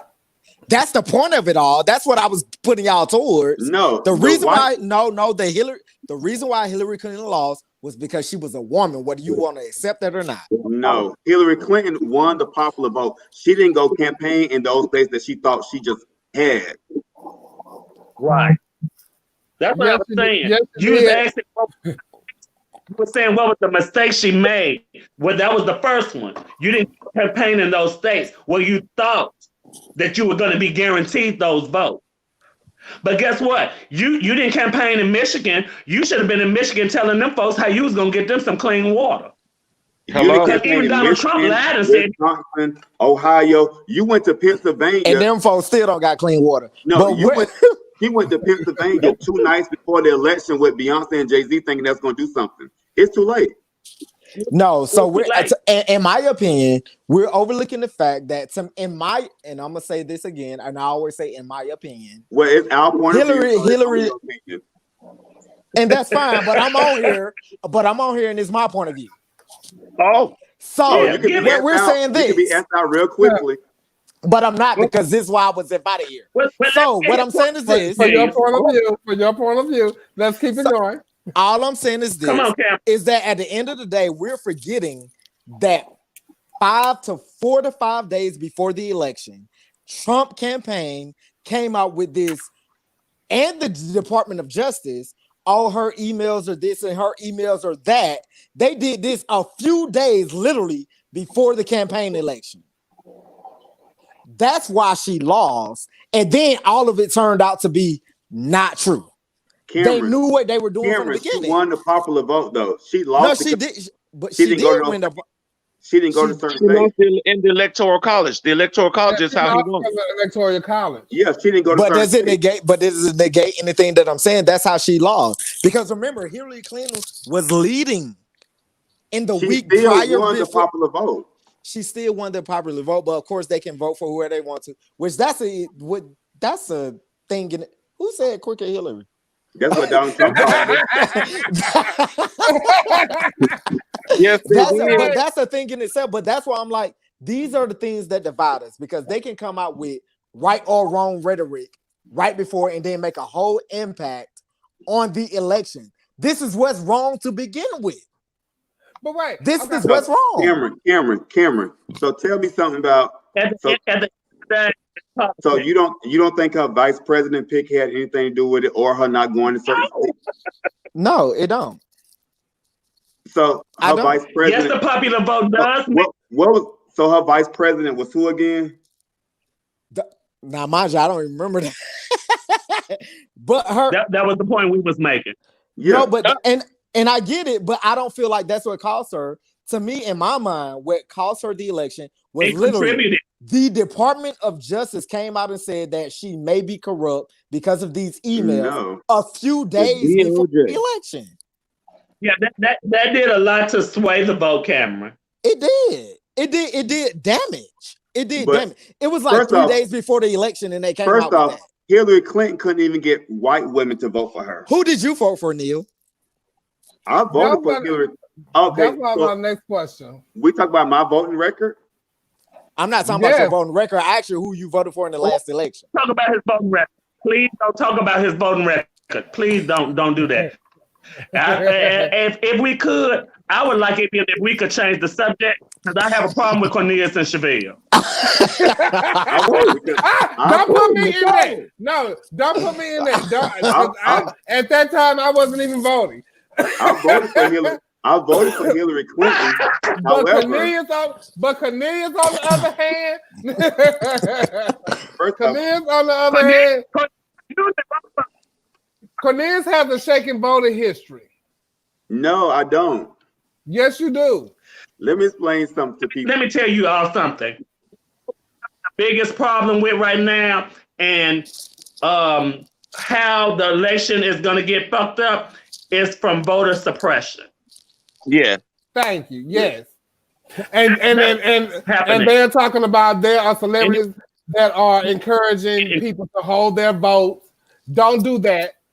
Find you somebody that is gonna that you see yourself in, and they're standing up for your rights.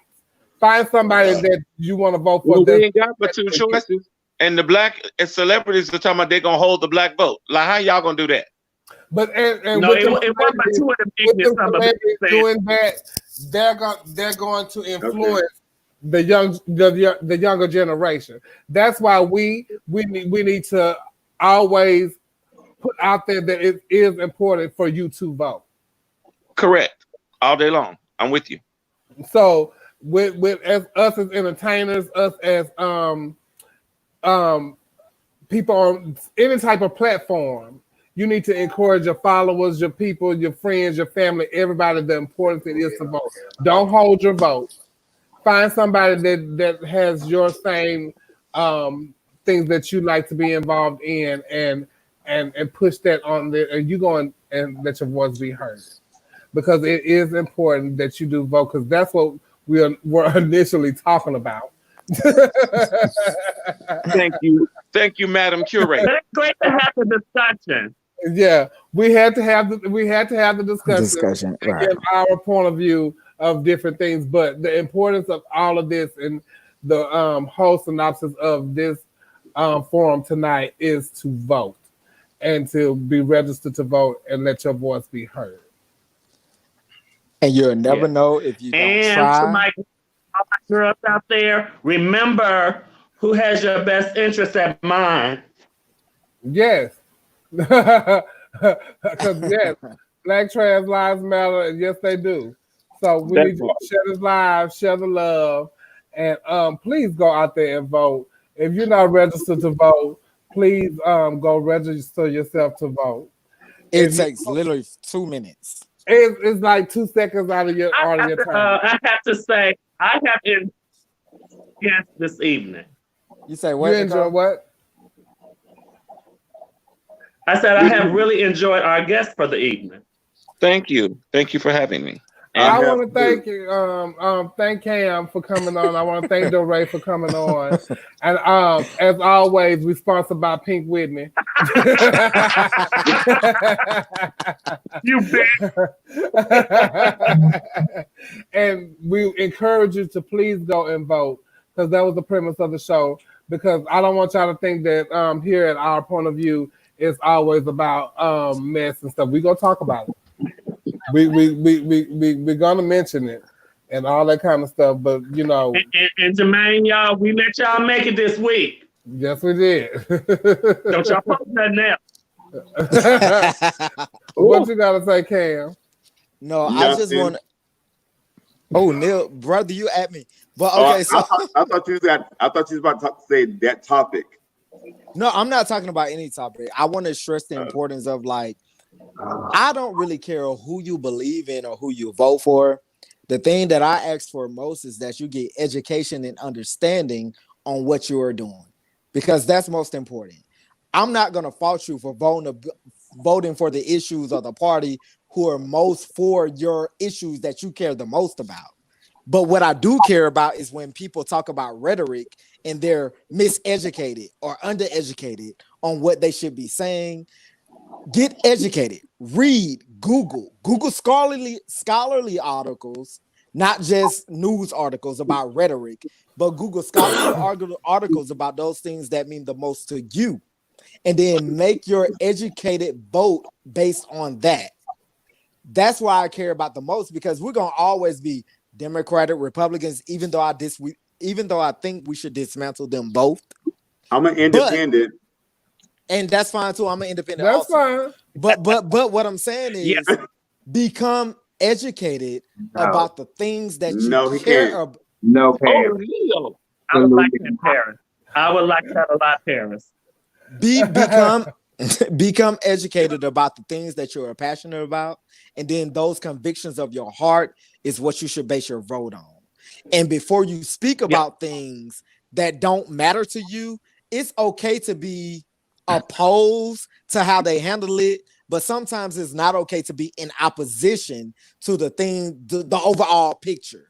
Like when people say, I don't support Black Lives Matters, that may be okay. But then when you say I'm in opposition to Black Lives Matters, that gives a whole nother argument to the opposing forces of what we all trying to fight for. So that's all I'm saying is like, become educated, read about it, Google about it, and then develop your own opinion and go with the convictions of your heart. That's all I got to say. Okay. And I know y'all didn't come here for no tonight, but I would really love if you all would learn the difference between judicial, legislative, and executive branches of office. Well, anybody who's been past 4th grade knows the difference, or should know the difference. No, they don't. Yeah, not all. Not all. You can tell that.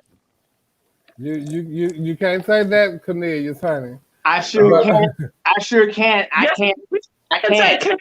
We're happy that Cam is here tonight. That's why he was invited as a panelist tonight. I can't. We don't need to invite no more super smart people on here. We just need the semi-girls. We just need the semi-girls. Because this was another Desiree moment that went another direction. Oh, you weren't ready. Well, but see, you should have been listening so you can be educated. Tevin. I listened. But Tevin, I told that's because you feel you're not super smart, Tevin. Tevin, just because you feel you're not super smart, don't group us all together. No. I said something about the panel. I said the guest. My thing is okay. But we want to definitely send prayers out to Ruth Ginsburg, because we need you, girl. So y'all need to send these prayers out for this woman, this lady that has we really need them, because if something happened to her, things will be changed drastically. So send your prayers out. When you say your prayers tonight, please say a prayer for her, because we need her, honey. The Trevor Project. If you feel like you are someone who needs to talk to someone, you're having suicidal thoughts or anything like that, and you know someone that has having suicidal thoughts, the Trevor Project, Saving Young Lives, is always there. You can look them up. You can Google them and talk to anyone about anything that's going on in your life, and that you can't talk to anyone. Necole is back. Hold on a second.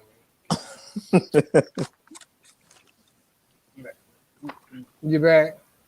Yeah, my phone, my iPad was down there.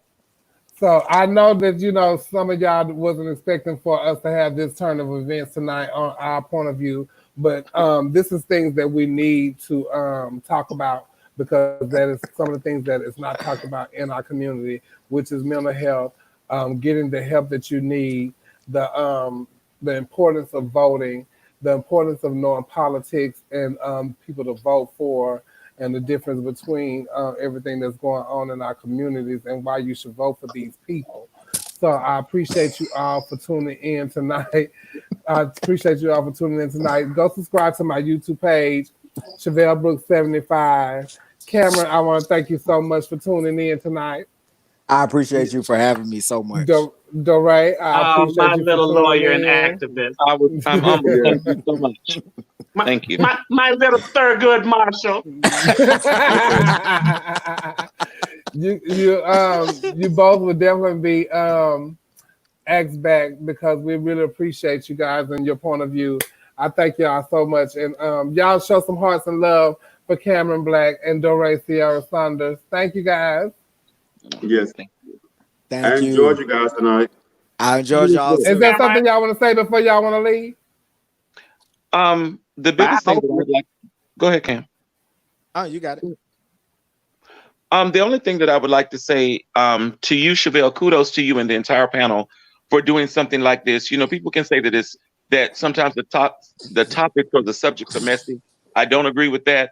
But what I do see is the fact that your point of view is definitely needed. It needs to be discussed, the uncomfortable conversation. The difference in all of you all, that you mix intellect with humor, and that's how you reach people. For me, I just want to say that I was glad and I'm humbled to be asked to be a part of it, because at this point with the pandemic that we're dealing with, and all the things that we're going through, this is definitely needed. So whatever needs to happen to keep you to continue to produce what you're producing, even if I'm in the back somewhere, thank you, because it's much needed. Thank you so much, Thank you, DeRay. I DeRay. appreciate you. Thank you. I love we you, gonna keep doing Burgundy. what we're doing. Love you more. We gonna keep Cameron, doing what we're doing, and we appreciate Cameron, you got 30 seconds. What you want to say? You don't do my Cam like that. Right. I just want to say that I would be surprised if this show doesn't get picked up mainstream. It's a very important show, and I appreciate you for because I wanted to just talk about, and I always want to talk about and explain things down to like elementary level to our people so we can understand what we are doing. And it's never to sway in a certain direction, but it's so we can be educated about the decisions that we make. And I just appreciate you for giving me the platform and the opportunity. And I feel like this should go further, and I believe that it will, to be honest. Thank you. I Thank you, appreciate Cameron. that. Before I go, I always like to leave with a word from Tabitha.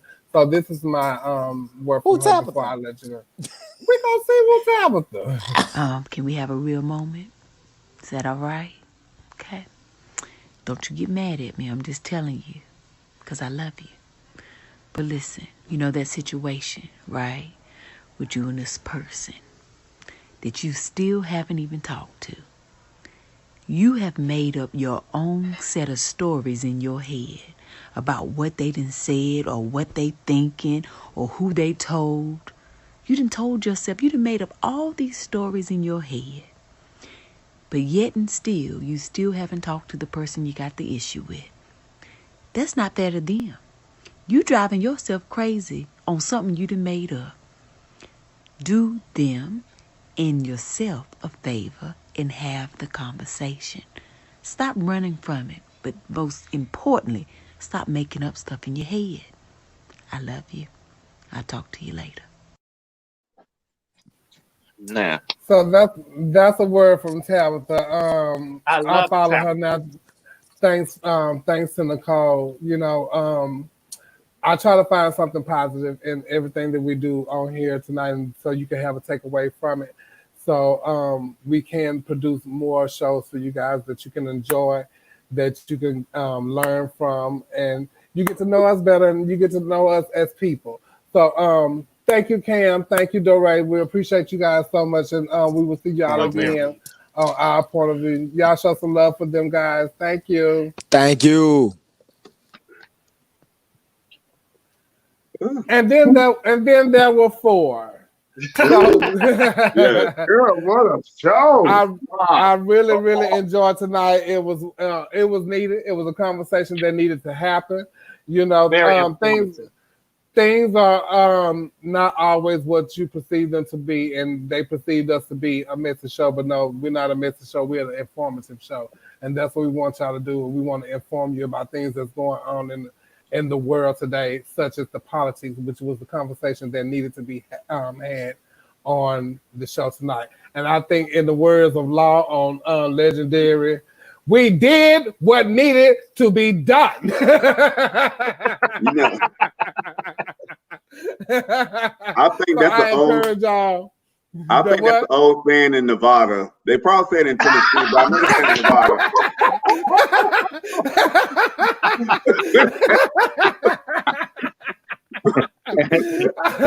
So we encourage y'all to go out there and vote.